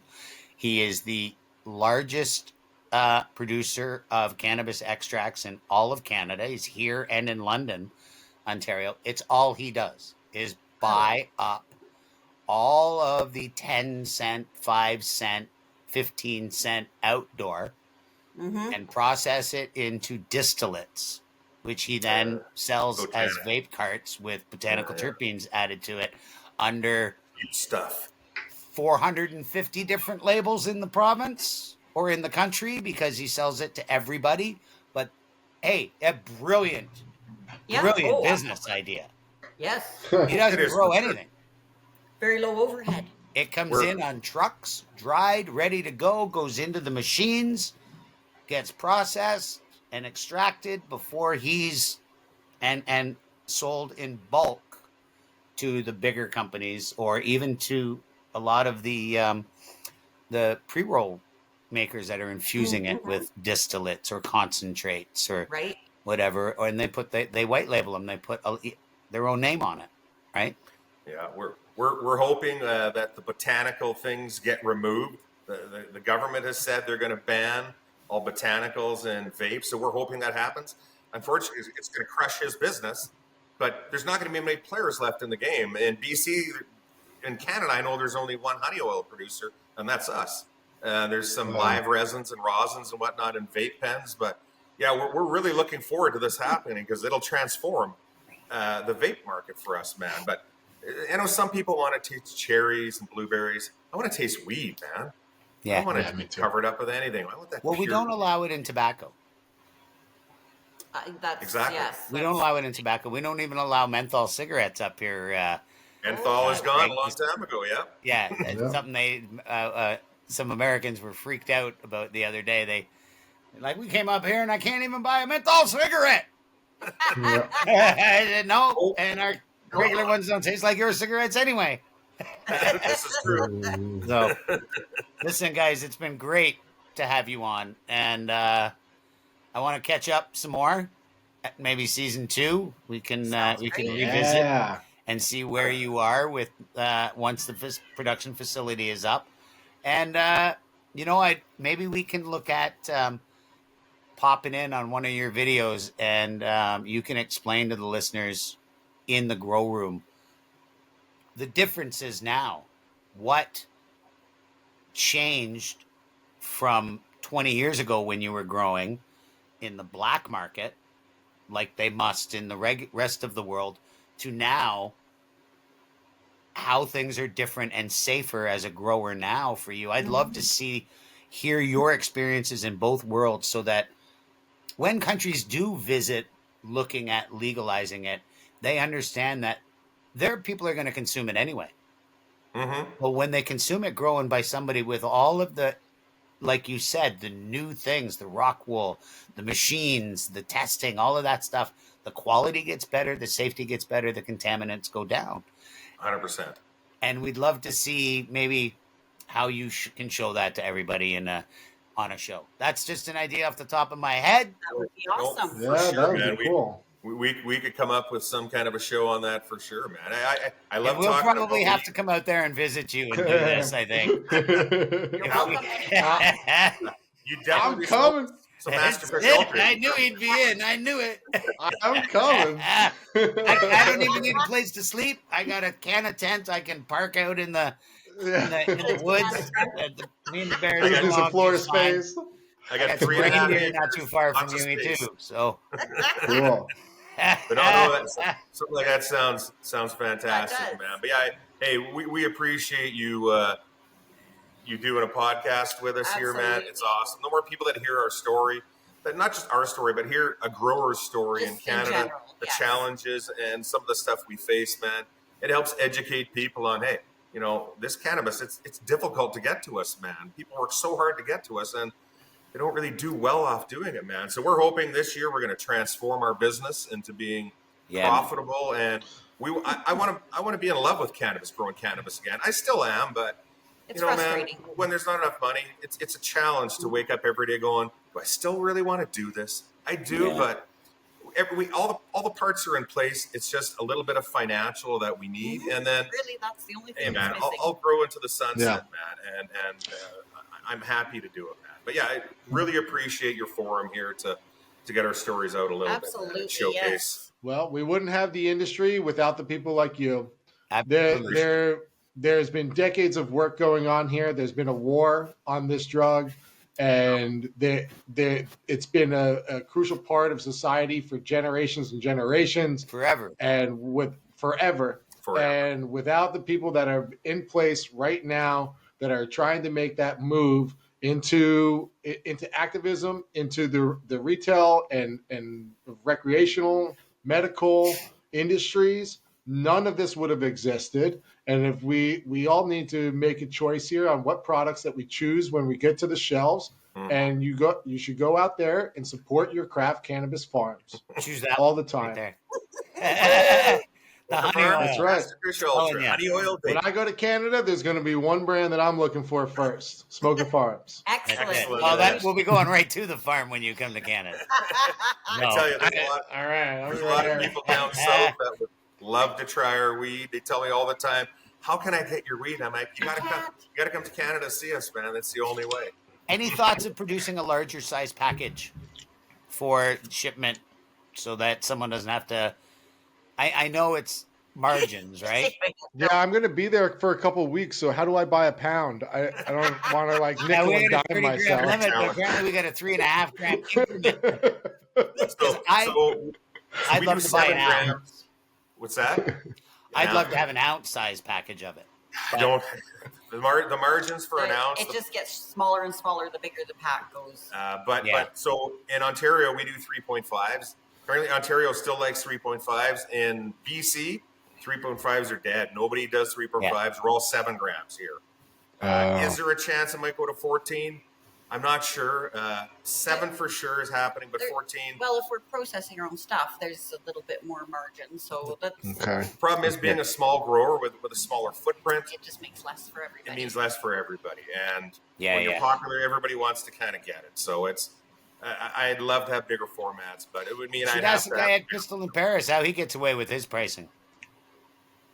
I don't know how he does. His retail stuff is 35% more expensive than anything else on the shelves in Ontario. Really? In Ontario, really, eh? Yeah. Interesting. Yeah, he's in the $50 plus per half quarter range. That's surprising. Yeah, and his $50 pre-rolls are $15 a gram. Huh. Well, that's very And interesting. he packages other people's cannabis for the most part. He does too, yeah. No, but I see some products here, like our 7 grams sells for $55, $57 Yeah. sometimes, and I see some other brands there. They're getting $72, $75 for the same. I'm like, Sure. how do you guys do that, man? Like I don't get it. We have really good weed. Yeah, but just because you see it doesn't mean it's selling. A lot of times it's the packaging. So you'll get stuff in the foil bag. That is the basic income bag. Then you get things in a screw top container. Yeah, the glass. preferably And glass. yeah. Now we're talking you're getting $15 more at the retail end for something in an attractive container True, that true. they can reuse. Tribal's a great example. Their containers won the national award for their pre-rolls and their vape cartridges. Spectacular containers. People love them. They don't know what they keep them for, but they keep them. Really interesting. Yeah. And Collector's there's a lot of items. glass jars out there too, small glass jars that even I keep for when I want to travel with some of my homegrown or whatever. It's nice to have black glass because where else am I going to find a black glass jar that'll hold 7 grams of weed? I know, I agree with that. Yeah, Yeah, for true, sure. I right? do. So the reusable aspect might be something you might want to look into when you're processing your own. I know it adds shipping costs and whatnot, and packaging Overhead on the costs. packaging costs. Mhm. Yeah. But as That's a lot. if you can justify it by marking up the retail True. higher than the cost, it might be worth it. You know, Yeah, a black very glass true. with a wooden lid. They're not as expensive as they appear to be to the consumer, Mm-hmm. right? And they play a premium for it. And For sure. it raises your Crown Royal is a great example. Crown Royal is a medium quality whiskey worldwide. It's considered one of the best whiskeys in Canada. Canadian Club in always rates much higher, sells for less. It does. So It's the quality of funny. the whiskey in your mind is based on a purple velvet bag in the shape of a bottle. That purple bag. Right? Purple bag, man. That purple bag. I know a Marketing. guy has a jumpsuit made out And of then they got the bag. white bag, the green bag. Yeah. Yeah, now they change. Now it's all different color bags. Yeah. Yeah, you gotta click all the bags. But you see where I'm going with that. That might be something. That's something that's really interesting with cannabis. In I'm seeing from a retail level. Some people will look and say, "Ooh, that's too fancy for me." Others only drink it because it's fancy. It's true. Very true. Very true. Very true. Man, Good thoughts. just We'll keep thinking. those. I'm still stoned. Brainstorming for sure. Outside the box. Yeah. Well, all right, guys. Thank you guys for coming on the show, and let's stay in touch. I know For sure. one thing stuck in my mind. I'm like all set on this white label aspect of everything. So let's link up here after the show, and maybe we can put something set forth here on that aspect. And I would love to come visit your farm as well with Clark and taste firsthand that Master Kush Let me put my Ultra. boots on. I'm heading over. Yeah, right. I'll be there in a Love month to and a have half. you, man. We have a little Yeah. slice of heaven here, man. We really We do. do. Yeah, we'd so love I've to been share it watching with you guys. everybody. It looks like a beautiful slice of heaven over there for sure. Absolutely. You're an inspiration for me as far as moving to the wild, too. We have this place we're looking at with 99 acres, and I'm looking at it going, I've written a lot of business plans over my years. You guys don't know my whole history. If you've watched episode 1, I talk quite a bit about it. But you know all the new takeout containers that used to be made out of styrofoam, and now they're all made out of compostables? That was me. Yep. I did Wow. that to this country. I got rid of styrofoam. Excellent. Well done. Awesome. So I brought it in, and I know what it means to write a business plan. And I've written probably 15 to 20 of them for a cannabis one. And none of them have been sellable. Not to my wife. I couldn't sell one Not to my to my wife. Hey, we need to take $250,000 and invest in this. And she goes, her answer will be, why don't we just flush it down the fucking toilet? Or, great, I don't want to work that hard anymore. Yeah, I get that That's too. the other option, right? Great, you want to break even again? So Oh, okay. you're my heroes, guys. You're out there in the thing. You're really doing it. You're doing out there what I can't justify doing. You're fighting the good fight right now. The fight that's out there now to Yeah. restore, to make a quality product in a quality market. But now we got to get you some quality money. Yeah, Absolutely. the industry wouldn't be everything here for this. without you. Yeah. You are the Correct. industry. That's So the much point love being. from That is Canada. the fact. Yeah. Well, Much love thank from you. We Tripto as well, appreciate man. the love. Appreciate Yeah, the guys. love, I man. need We a will shirt. do whatever we can to keep our doors open and continue putting out great weed and showcasing some other growers' weed that we potentially will process through our facility here. So we're really stoked about it, man. We're excited Yeah, about we're it, excited. and Right on. we're here for the long haul, man.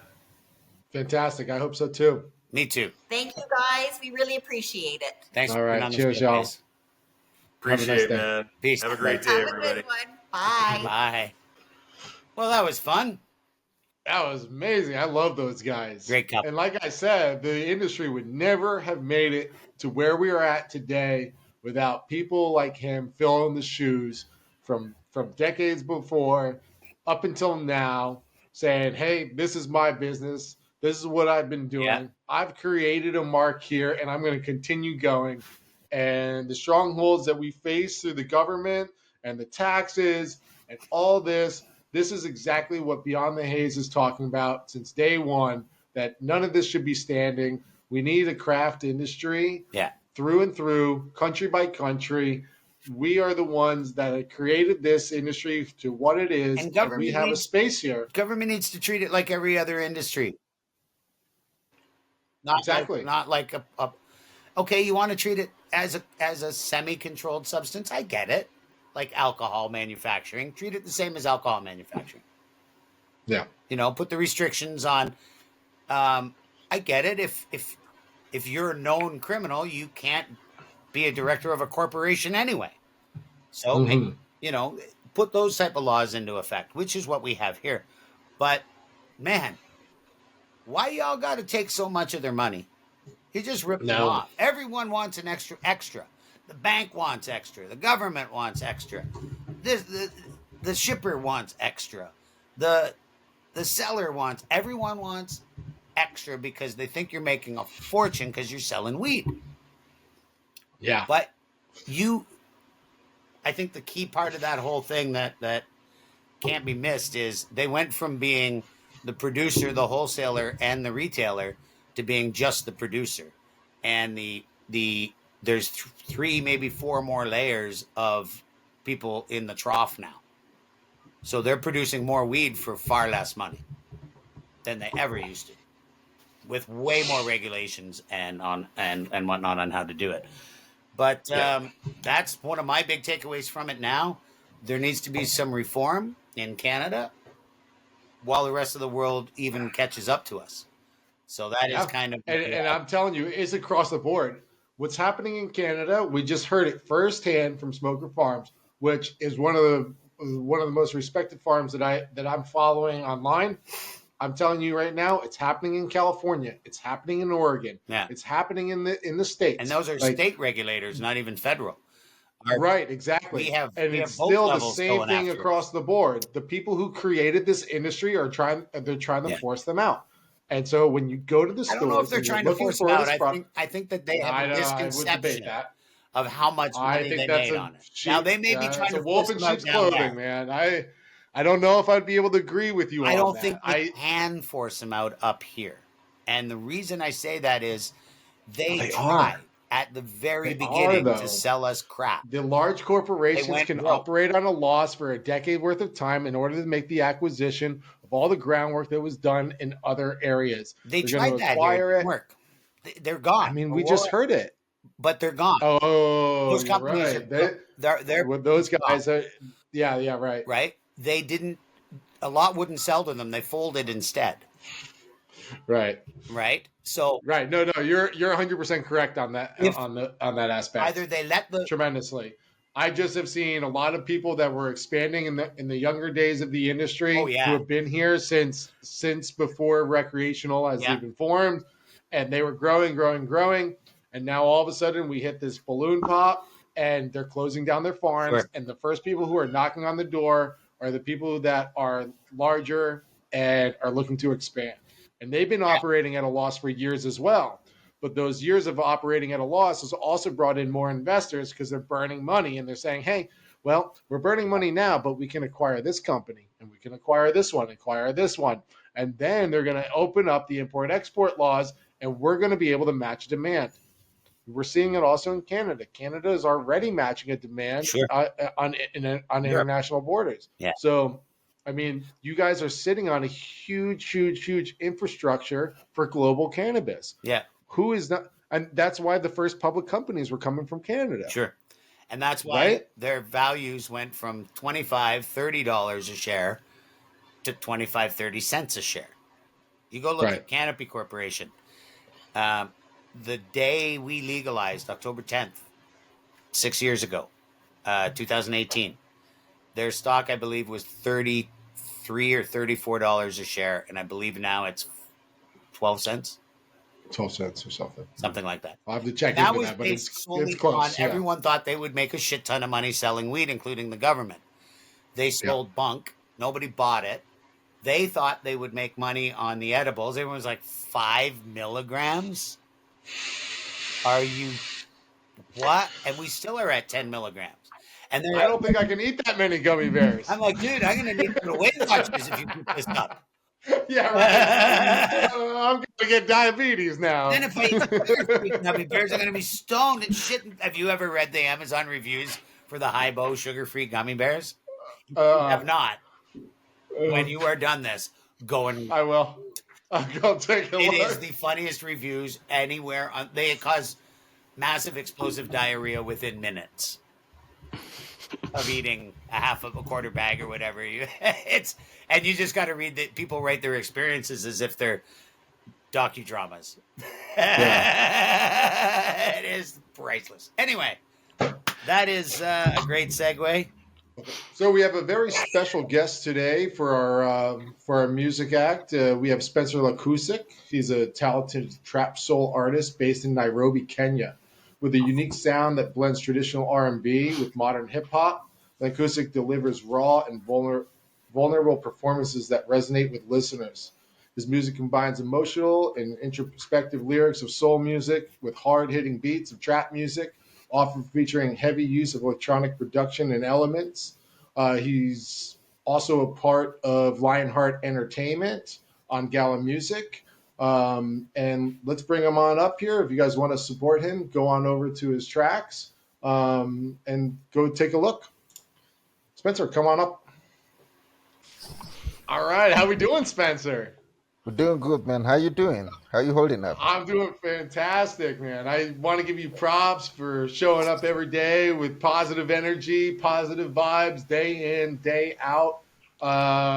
It's not a day that goes by where Spencer's not in there just promoting good vibes. And it's awesome to finally have you on the show too, man. I'm grateful, man. Yeah, thank you for joining us. Yeah. I'll second that. Like I was saying before, your positivity is infectious. So it's great to see you continuously active. You're probably one of the more active members in the community. So, and I'm sure, I've been around in there for a while, and there's been a few comments even recently that the entire paradigm is shifting a little bit back to more of a positive note. And I'm just gonna put it on you. That was you. You joined, and you brought that vibe in, and everyone's following lead. So keep it up. Yeah. I'm hopping from channel to channel, and I'm seeing you pop in there, and it's always like driving away to everybody else's personas for the rest of the day. So we need more people like you. If you're out there listening, be like Spencer, please. 100%. So what's new with you, man? What's What's going on?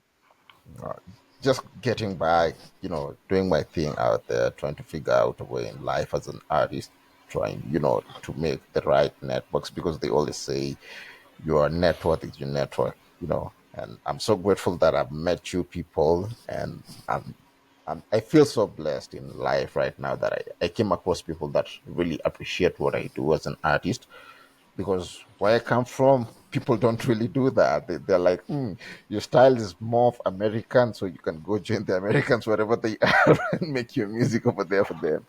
Yeah. That's incredible. I mean, I don't know, but I love your music. Yeah. It definitely rings from the heart. It rings from passion, and I'm super glad that we made a connection because I can't wait to do more work with you. And starting right now, and I've been talking to Lionheart Entertainment. We have a lot rolling out together too, and what you're doing under that umbrella as well for a good cause is absolutely amazing. You're pairing awesome music that comes from the heart to a good cause, and promoting yourself as an artist that's backed by tons and tons of positivity.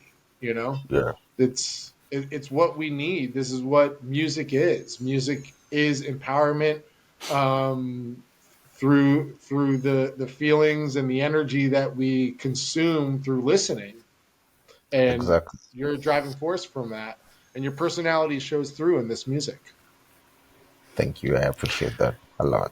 So, being a newer kind of gala music artist, maybe tell us a little bit about your background and being from Kenya. And like you said, the music you make isn't necessarily prominent there, but just give us a little insight, just how you got into music in general and your journey from whenever that started to today as a gala artist.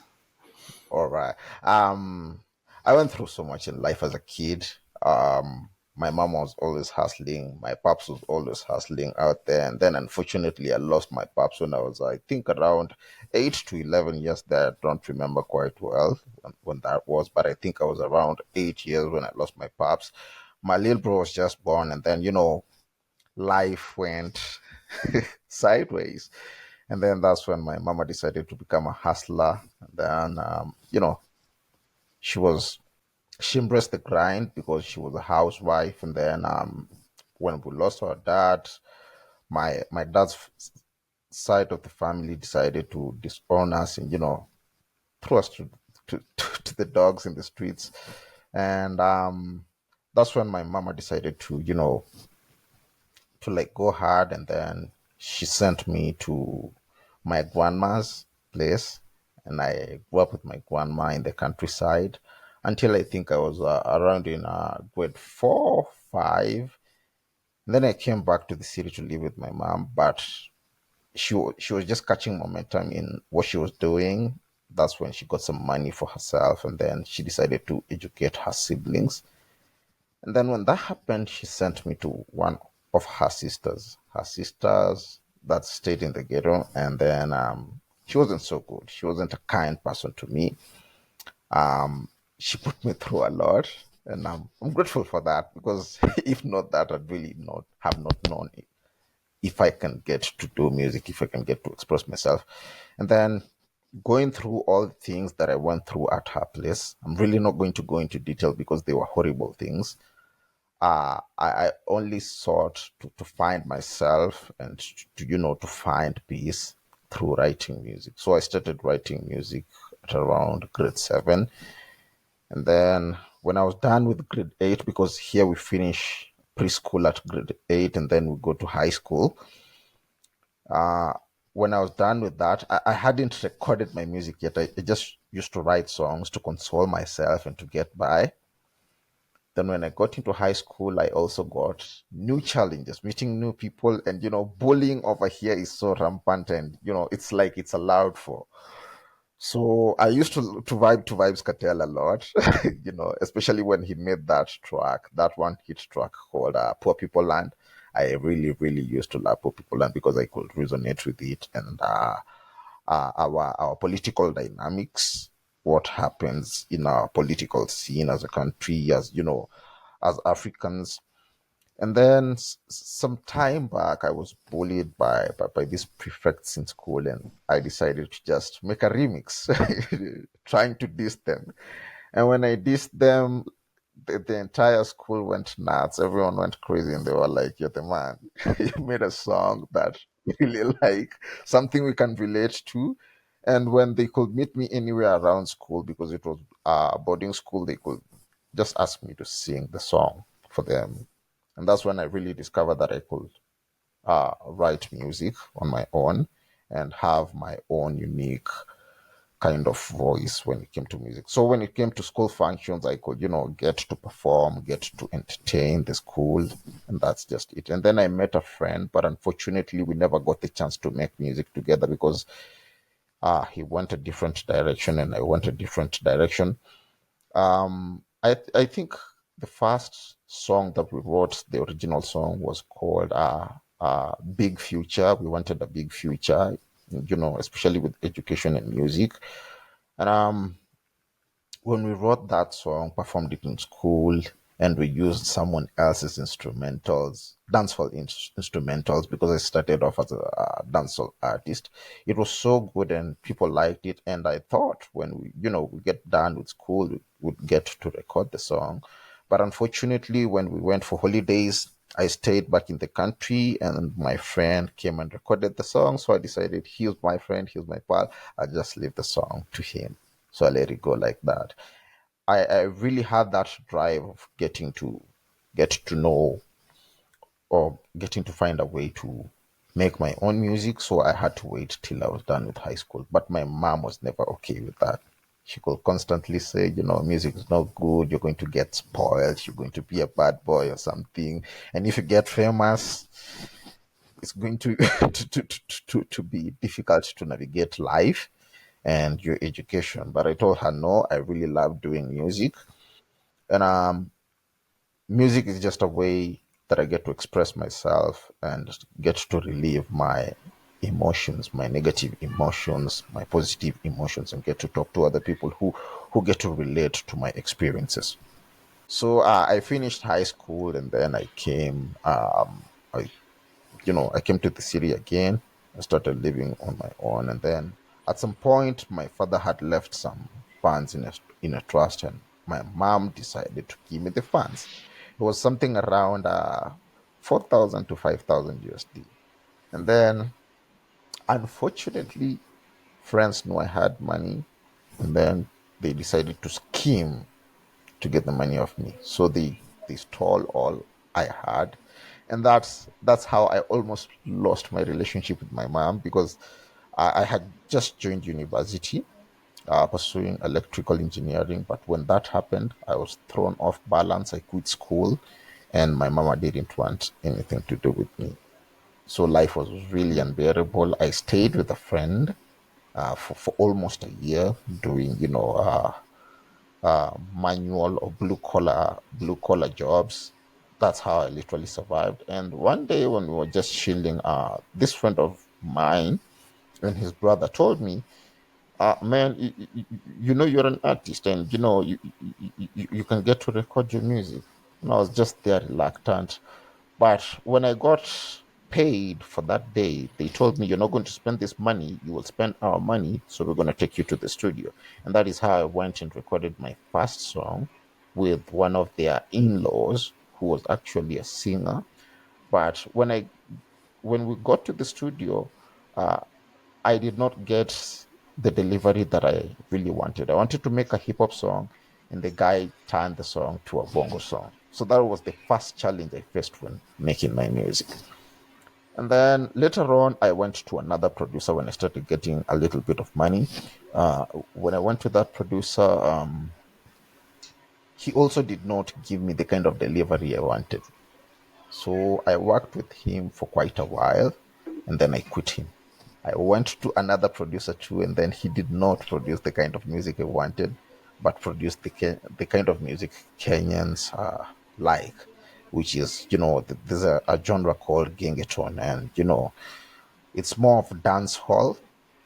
But then again, I did not like that genre because I'm a hip hop guy. I grew up listening to hip hop, and hip hop really inspired me much more than dancehall really did, even though before I began as a dancehall artist. So some time back, we got to do some hip hop tracks with him that did well, but they did not really perform well because I never got any royalties from them. And then I met someone who believed in me, an artist too, and he asked me to get to work with him.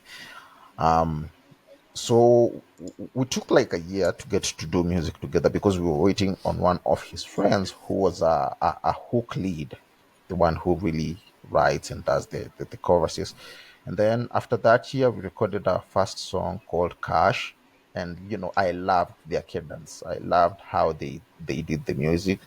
And then we worked on a couple of projects until 2023 when we decided to do an EP.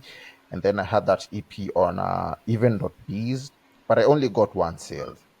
And I'm grateful about that I got one sale, and it came from someone also that believed in me and decided to give me a chance. So I got like $20 from that, and I really appreciated that.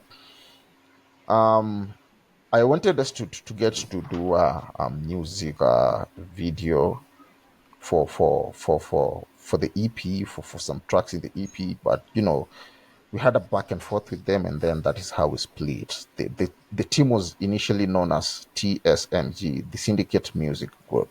and it was a very nice group. And that is, they're people I really enjoyed working with.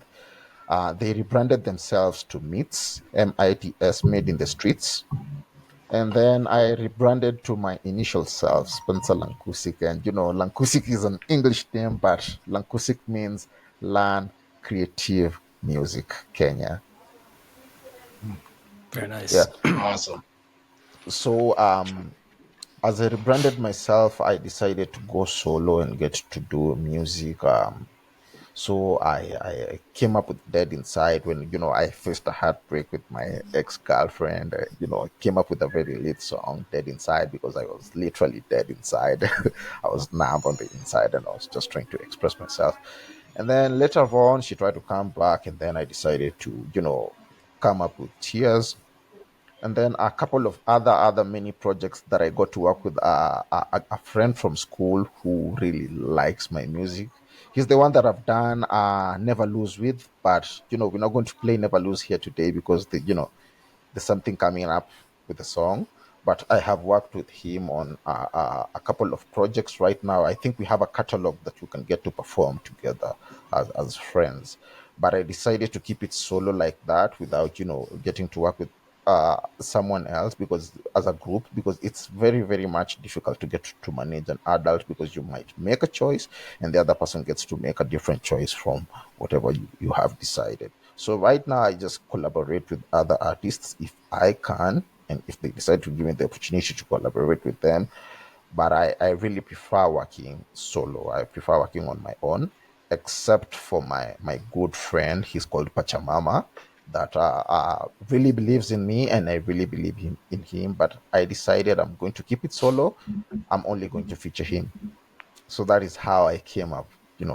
And then when I decided to pursue gala music, after being in a couple of other platforms like sound.xyz, there's too many projects like Mintables. I was trying to get to incorporate my music with the blockchain, because I saw opportunities in the blockchain, but I really never got the right people. So when I came across Gala Music, I decided to pursue Gala Music, and when I first applied, they rejected me. And then I discovered, Discord. I was not a Discord user before, but when I came across Discord and I came across the community, that is when I started pushing for my approval in Gala Music. And I just had to voice it out. I had to tell the community that I really, really need to join Gala Music, and I have been rejected. So that is when Lion, Kitty Blaze, and a couple of other people got to notice me, and we got to push it for like 3 months with Lion. Um, and I really, really had to be patient with it. And then we pushed it until I got my approval like 3 months ago. And then, I did a collab with an artist called Jaire. I think you know him. I Yeah. did a collab with Codis, but he's not yet, released the track. I did a collab with Alim, which is almost dropping. And I'm really, really grateful that Lion believed in me. He decided to give me a chance. And I'm really grateful that, I'm now working with you guys too. Yeah. So that is That's how Yeah. I a came up. Yeah. Amazing. Gala Music is magical, if you will. You talked about some of the other platforms that you were exploring, and then it wasn't until hopping into the Discord and getting support from the community. It's bar none, nothing else like it out there. Yeah. And for those of you watching, the Ali M, Spencer Lancusick collaboration was shown on our previous episode. Right? Yep. Or Yeah. 2 episodes ago. Correct. Yes. Yeah, so you can listen to it there. It's going to be releasing very soon here on Gala Music. And we also have a track with Pachamama as well that you had Yeah, sent yeah, us yeah, yeah, over. yeah, yeah, yeah, yeah, yeah, yeah. We have a track with Pachamama, and it's an awesome track. Yeah. Yeah. Well, speaking of tracks, we were going to play two of them here, so maybe this is a good time to play one of them. I believe we're going to play Tears and 6 Hours. Is there one Yeah, you wanted that's to right. start with, and anything to say about which track We we can start with? we can start with 6 hours. Okay. Yeah. All right, so this is 6 hours.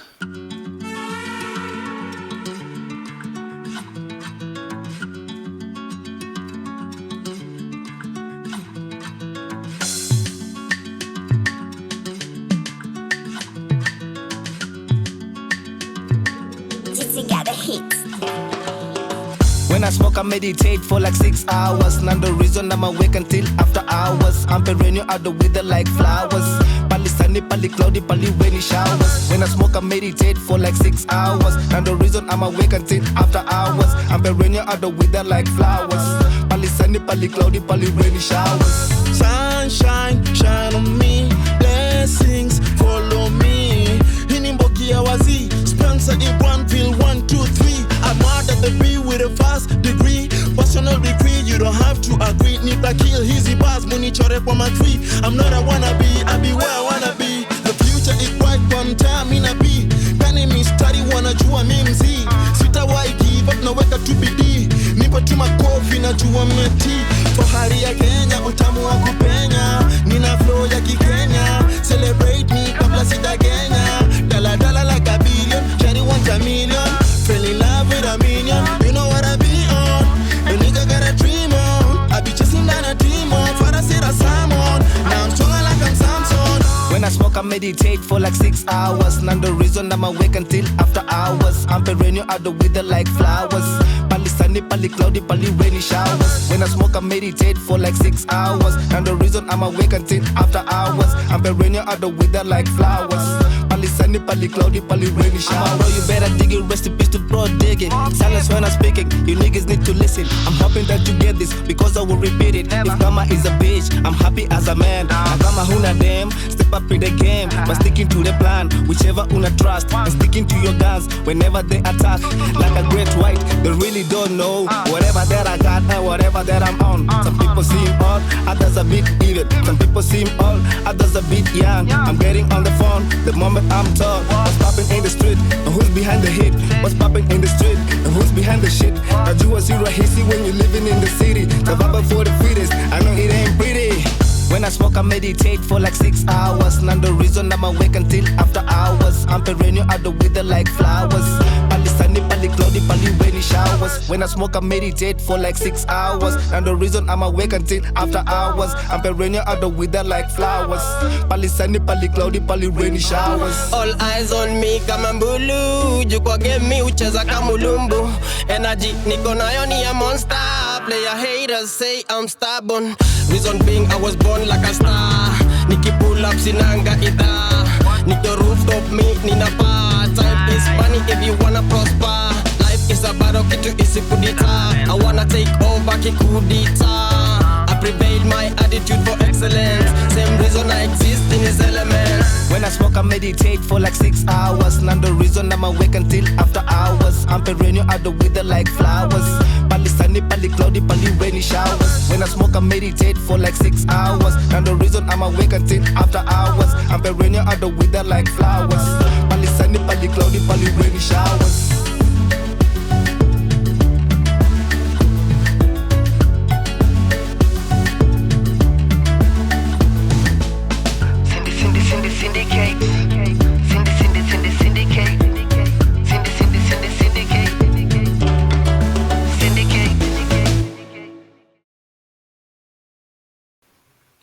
Super fresh, man. That's a great track. Yeah, Oh my goodness. I know you did not get some parts of it because we mixed up, we mashed up Swahili and English, but it was a good track. It's I an think that's awesome the best part. It's awesome. your Oh, cadence man. when you're flowing. It's I like it. It switches up. It's not that's unique. I'm definitely feeling that. Wow. Thank you. Production was good too. Quality sounds great. Yeah, When's that get released on Gala? I think in some few months, Oh my goodness. because I have Yeah, a lot that's of tracks to You heard release. it first here. Get in line. yeah. That That's, one's gonna do well. Wow. Thank That you. was awesome, Spencer. So what's on the horizon for 2025 for you? What's your do you have a biggest goal you're aiming after, or are you just trying to stay busy, heads down, no matter what? I'm trying to stay busy, but my biggest dream is to really make it to the other side of the world and be around you guys and get to perform live for you. Oh, that would be amazing. Let's make that happen. Yeah, we were talking about this on I think one of our previous episodes. It's a good year to have that goal, because everything we're hearing out of Gala Music is live events is something they want to do a lot more of. Yeah. And I think that's something the community and the artists really want to see across the board. There's so many talented artists on here that really haven't had the chance, like yourself, to get out and perform, because anyone that is a fan of music or creates music knows that studio recordings are one thing and live performances are another. And I can only imagine your energy in a live performance would be something contagious and amazing to see. So I really hope we can make that happen. Right. Wow. I still can't get over that track. That's a great track. Perfect for this platform. I'm gonna come up with many good tracks. That's not even the best of me. Awesome. That's what I like to hear, man. I was blown away. Yeah, Love that was impressive, man. Very well done. Ooh, thank you. I think we were going to check out another track of yours. I believe this one is called Tears. Is there any story or background or anything behind this one at all you want to tell? Yeah. It's all about, sometimes we all fall in love, and, everyone falls in love, right? And, when your girl gets to let you down and, maybe walk into the arms of another man, and then, you get to feel whatever you feel as a man, but, you can't take your life, so you make music. If you're an artist, you can't take your life, you can't stay down, you get to make music. So, my girl decided to ghost me, go mute on me for a while, and, send me that, that text that every man doesn't want to see, always, that it's over. And when it was over, let me say I tried to talk to her, but not really beg her to stay, because, I adore her. I really adore her. She's the love of my life. And, she never wanted to listen to me because her friends got into her head, and, she decided to do her thing, and, she bounced. And I was right there thinking, what do I do next? So, the heartbreak was a motivation. And actually, funny enough, when I wanted to go record, I did not have the funds. She's actually the one that funded half of it. Wow. Well, this one's got some meaning then, that's for sure. Yeah. All right, this is Tears.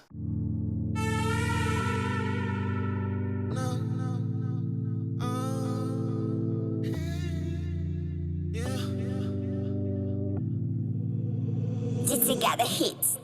Nigga ain't gone now, cause he wants some money now. They said he can do it, but he did it anyhow. Nigga on the go. I'm in my chest, you can't feel it. Speed on my pen, you can't feel it. Did all this shit, it's damn silly. Turn to a go, oh damn Billy. I'm in my chest, you can't feel it. Speed on my pen, you can't feel it. Did all this shit, it's damn silly. Turn to a go, oh damn Billy. I say what I say, I did what I did. It is what it is. I do it with ease. I do it for me. See, do it to please. Why don't you get a squeeze? Pow, pow, and the muzzle his knees. I did it in school. I finished my quiz. Told them niggas I'm okay. You owe me, you damn pay. Nigga, I be cleaning my AK. Way up on my A game. I'm wasn't it paying me, so on my name. I don't need the fame, not jungle acclaim. I got to fire the flame. They say I should be taking the blame. Nigga, and I ain't the same. Actually, I'm running insane. Track my dick in life until I'm in my chest, you can't feel it. Speed on my pen, you can't feel it. Did all this shit, it's damn silly. Turn to a go, oh damn Billy. I'm in my chest, you can't feel it. Speed on my pen, you can't feel it. Did all this shit, it's damn silly. Turn to a go, oh damn Billy. I was blinded by my age, regrets about my rage. I turn it like a page, as long as I remember. I'll be gone till November. I won't make you dump the land. I'll be pain inside this chamber. I'm in my chest, you can't feel it. Speed on my pen, you can't feel it. Did all this shit, it's damn silly. Turn to a go, oh damn Billy. I'm in my chest, you can't feel it. Speed on my pen, you can't feel it. Did all this shit, it's damn silly. Turn to a go, oh damn Billy. Stop, said I wanna watch your mama cry. Thank you for the chance to go get them dry. Bitch, stop, said I wanna watch your mama cry. Thank you for the chance to go get them dry.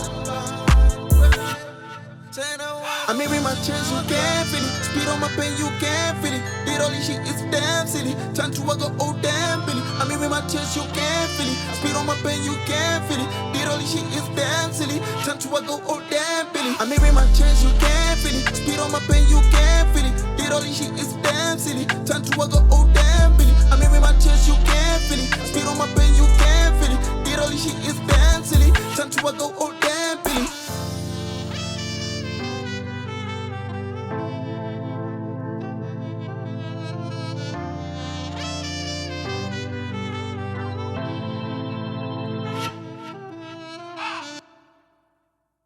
Very nice, man. I love those horns at the end there. That's very smooth. That's I love hearing different. Those are two good songs to play because they really kind of show your range on styles as well. Kind of that hype, super, kind of quicker up tempo, and then to slow it down a little bit and add the emotion to it. Have you ever put out anything other than singles? Have you ever considered like an EP or an LP or an album of some sort? And I just asked that because if those two songs give this much of a range, I can imagine a full album project of yours would be quite the variety. Actually, the song that you played before, 6 hours, was part of an EP called Too Legit to Quit before I got, the split, before we split with the guys that I was working with.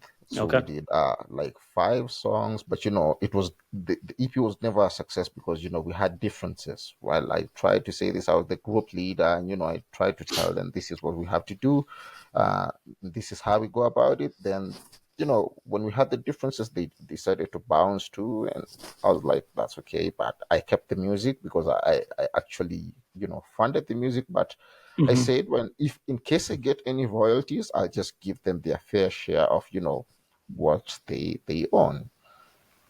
So we never released the EP. We really never released the EP, and it was a good EP. And you can even tell from the title, Too Legit to Quit, because we were too legit to quit, we were too legit to give up. But they gave up at some point, man.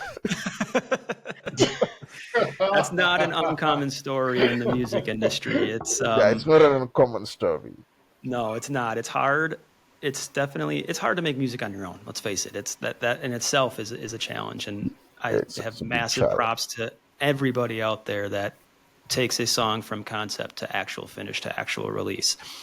But to do it with groups of people consistently over time, when you have multiple opinions, multiple ears, multiple just everything going on, it can be tough. It can be really tough. So like I said, not an uncommon thing. I've had groups come and go as well. It's kind of all part of the growing process and the maturing process of music. But they were good. They were good. I still believed in them. I still believe in them. I still think we can still work together. Actually, I'd like to involve them in one of the Metaflora projects because they're really good. And right now, as we are solo, we can make more bold choices. We can, I can have a stand, I can have a more bold choice and tell them this is what we have to do, and they'll just follow that because we are not a group anymore. Yeah, yeah, for sure. Any chance we might hear any of the material from Too Legit to Quit be released on Gala? Yeah, sure. I'll drop the entire catalog in Too Legit to Quit on Gala. Yeah. Very nice. But the issue with Gala is you have to only drop a song, a single song in a month.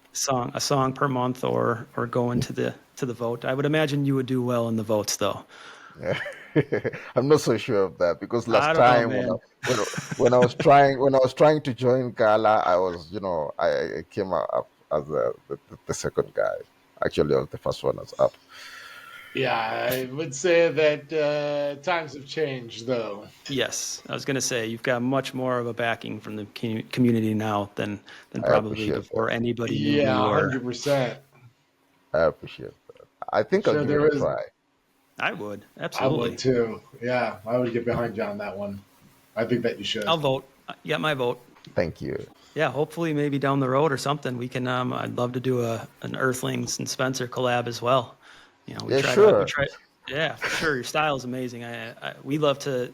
I grew up hip hop as well. That's kind of what resonated with me from the very beginning, and that's kind of the core of most of the music we make. But we've also dived into, counting backwards with Allie and Robot Clinic we released, and myself and Robot Clinic have another kind of a group we're forming and working on. So one thing for me, Gala has really done is pulled me out of my normal comfort zone in my box as far as people I've been able to work with. And comfort zone.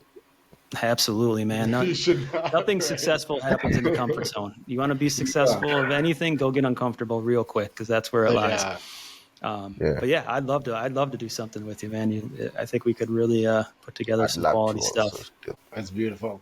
That's what I love about Gala Music. You guys just keep on getting together and producing better and better stuff, man. I love it. Absolutely love it.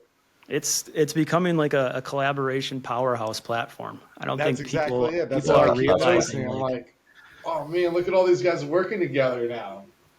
And that doesn't happen a lot, especially on most platforms. It's usually, you have more of a competition or around it, or you feel you're competing with the artist next to you instead of complimenting the artist next to you. And Gala has been Music shouldn't be a competition. No, it shouldn't. No, it's about feeling. It's about energy. It's about telling your story. Like you said, it's like, even from the listener's point of view, there's a reason why we love the lyrics and we love the feeling behind the music, is because it originated from feelings and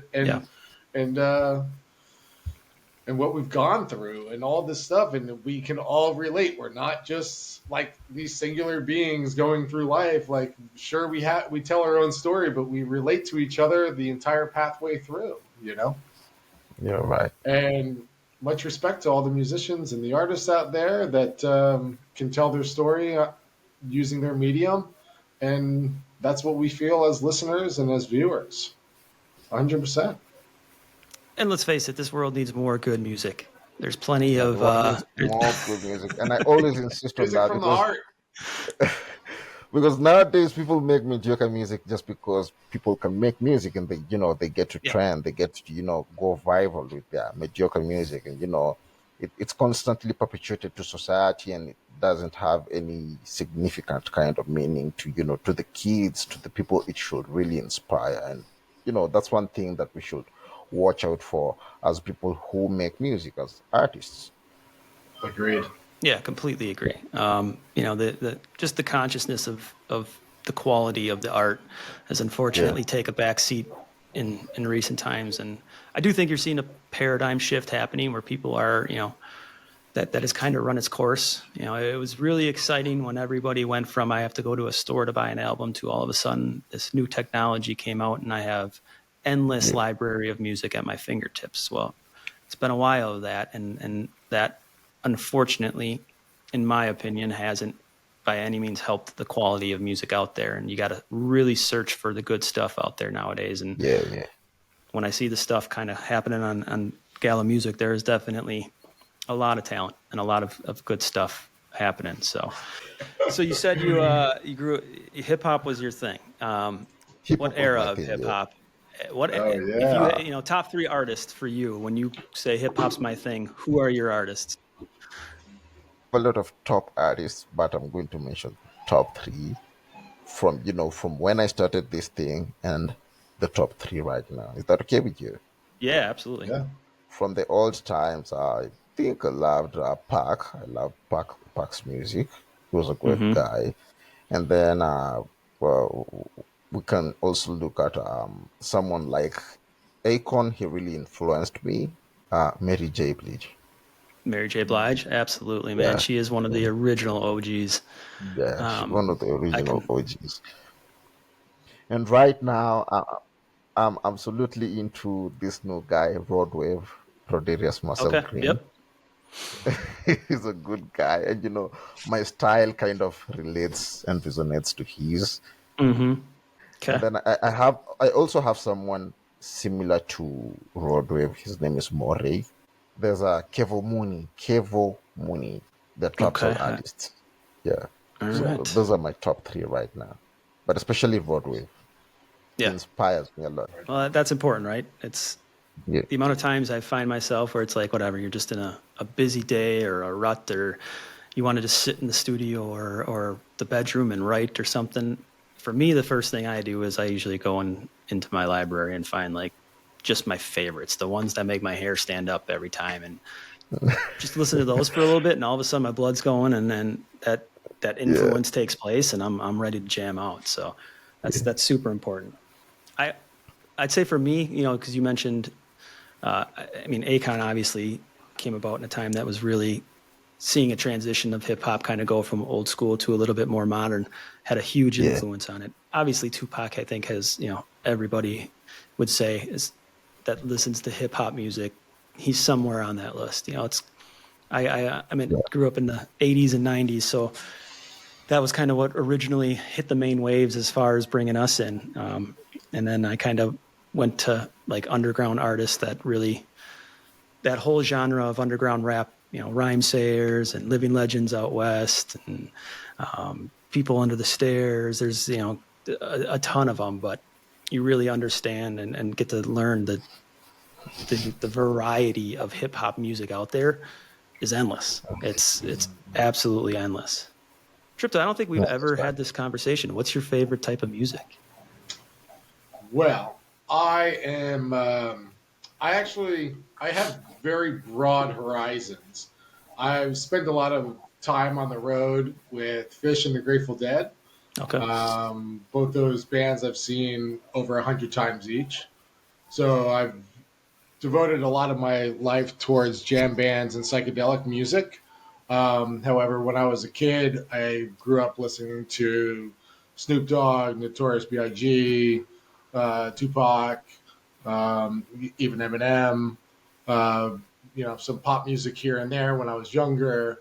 But in my current age, I see kind of no boundary. My ears were trained towards, these 30-minute songs.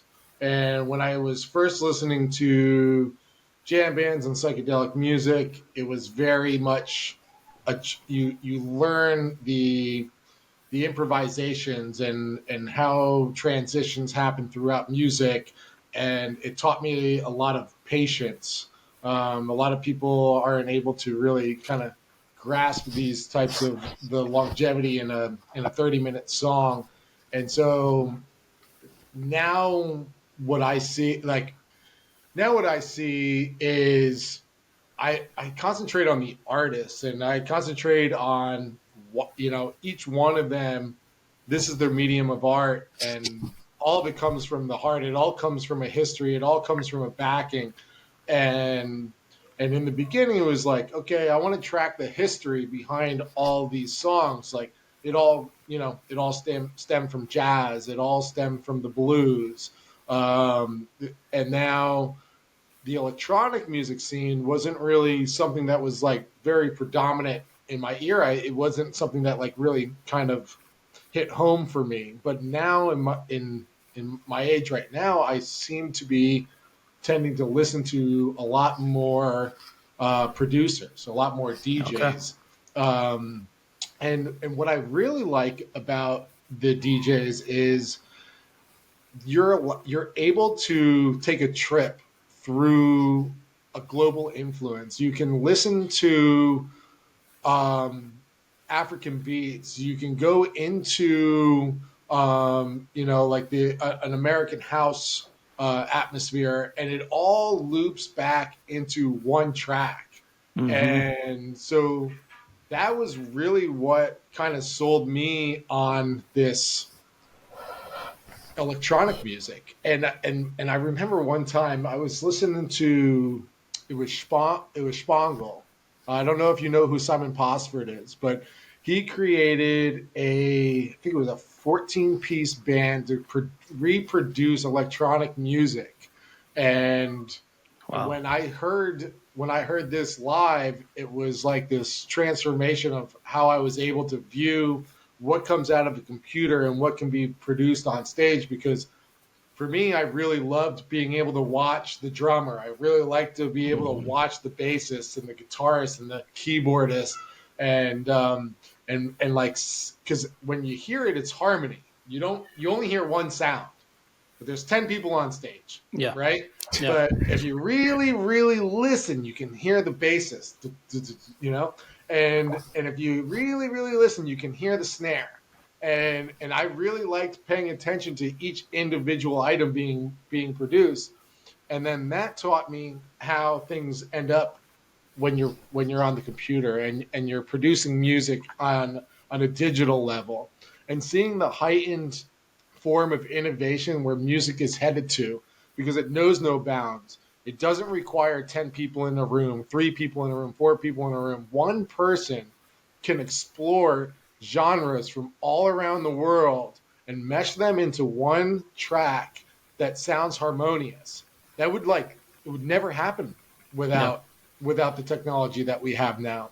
And so I had this really a rebirth of my listening capabilities in my older ages, but it all pays tribute to where I've been when I was younger, and what my inspirations were in hip hop, and then bringing that into the psychedelic cultures and the jam bands, and hearing this complexities of sound that are multiple human beings just somehow entering this higher consciousness and creating harmony, right? And a lot of it was due to improvisation where it was not written. Like something just clicked in the mentality of multiple musicians to create something. And that's what I loved for years and years and years. And now I'm seeing it. I'm like, well, this could never be possible. Like taking a trip around the world in 13 minutes, and you have a seamless integration. You forgot that you were listening to this portion of the track and this portion of the track and this portion of the track, and then all of a sudden you get to the end and you're like, wow, one person made that. You know, and I heard it in the track that we had just listened to by Spencer, the 6 Hours song, and I was just like, dude, oh my gosh, it hits all the different criteria that you want to listen to in a modern day track. You want to hear all these inspirations through somebody's life, and then produce new music on top of it. So that's where I've come from, and that's where I'm at right now. My ear doesn't, it has no hatred anymore. Like there's definitely been a time where, oh no, this is the only thing, this is the cool shit, this is what's going on. Now I'm like, oh, you make music, let me hear it. I want to know where you're coming from, and I want to know where we're going. And my ears have no bounds to it. From metal to country to old school blues, jazz, jam bands, you name it. If it rings in through the ears and it has feeling and heart, and something I can relate to, I appreciate all music these days, 100%. It's the right way to appreciate music. I think it's a very short-sighted view if you get. And don't get me wrong, we all have our favorite genres, we all have our favorite groupings of music, but to ignore everything else out there, you're just missing out on so much. I'm telling you, it wasn't easy, man. I don't think that it's an easy thing to do. It definitely took me, 38 years to really come all the way full circle to respect all artists and all music, and have because it's all about feeling. Music invokes energy and feeling, when you listen to it. You were talking about tracks that make your hair stand up on end. I'm getting it right now. And just talking about it, because I love music so freaking much. It's so much a part about who I am as a person. And, anybody who knows me, they know that they assimilate me with live music. And it's because I never miss a show. I'm the one dancing in the front row, and I'm a lot like you, Spencer, always positive energy, because that's what music brings about in all of us. It's all about the feeling, Very right. I never go a day without listening to music. If I go a day without listening to music, I might as well go crazy. I mean, if you think about it, it's probably the one medium in life that not a single person on earth doesn't do. I mean, I know plenty of people that don't have cable TV in their homes, don't watch TV, all that good stuff, don't play video games, don't do any of that. I don't know a single person that does not have some sort of favorite music and listens to music on a regular basis. It is truly the universal language of all kinds. Absolutely. Yeah. So Spencer, is there any other platforms outside of Gala Music that you're currently releasing on, or is it kind of more Gala Music focused? It's more Gala Music focused, Okay. because Gala Music is the only place where I have seen appreciation for what I do. I have seen people who are willing to support me, people who are willing to elevate and push me to greater heights. So I think I'm going to be much more focused on Gala Music, because all Okay. those other platforms, people could just see your content, see your tracks, and just skip and keep it moving.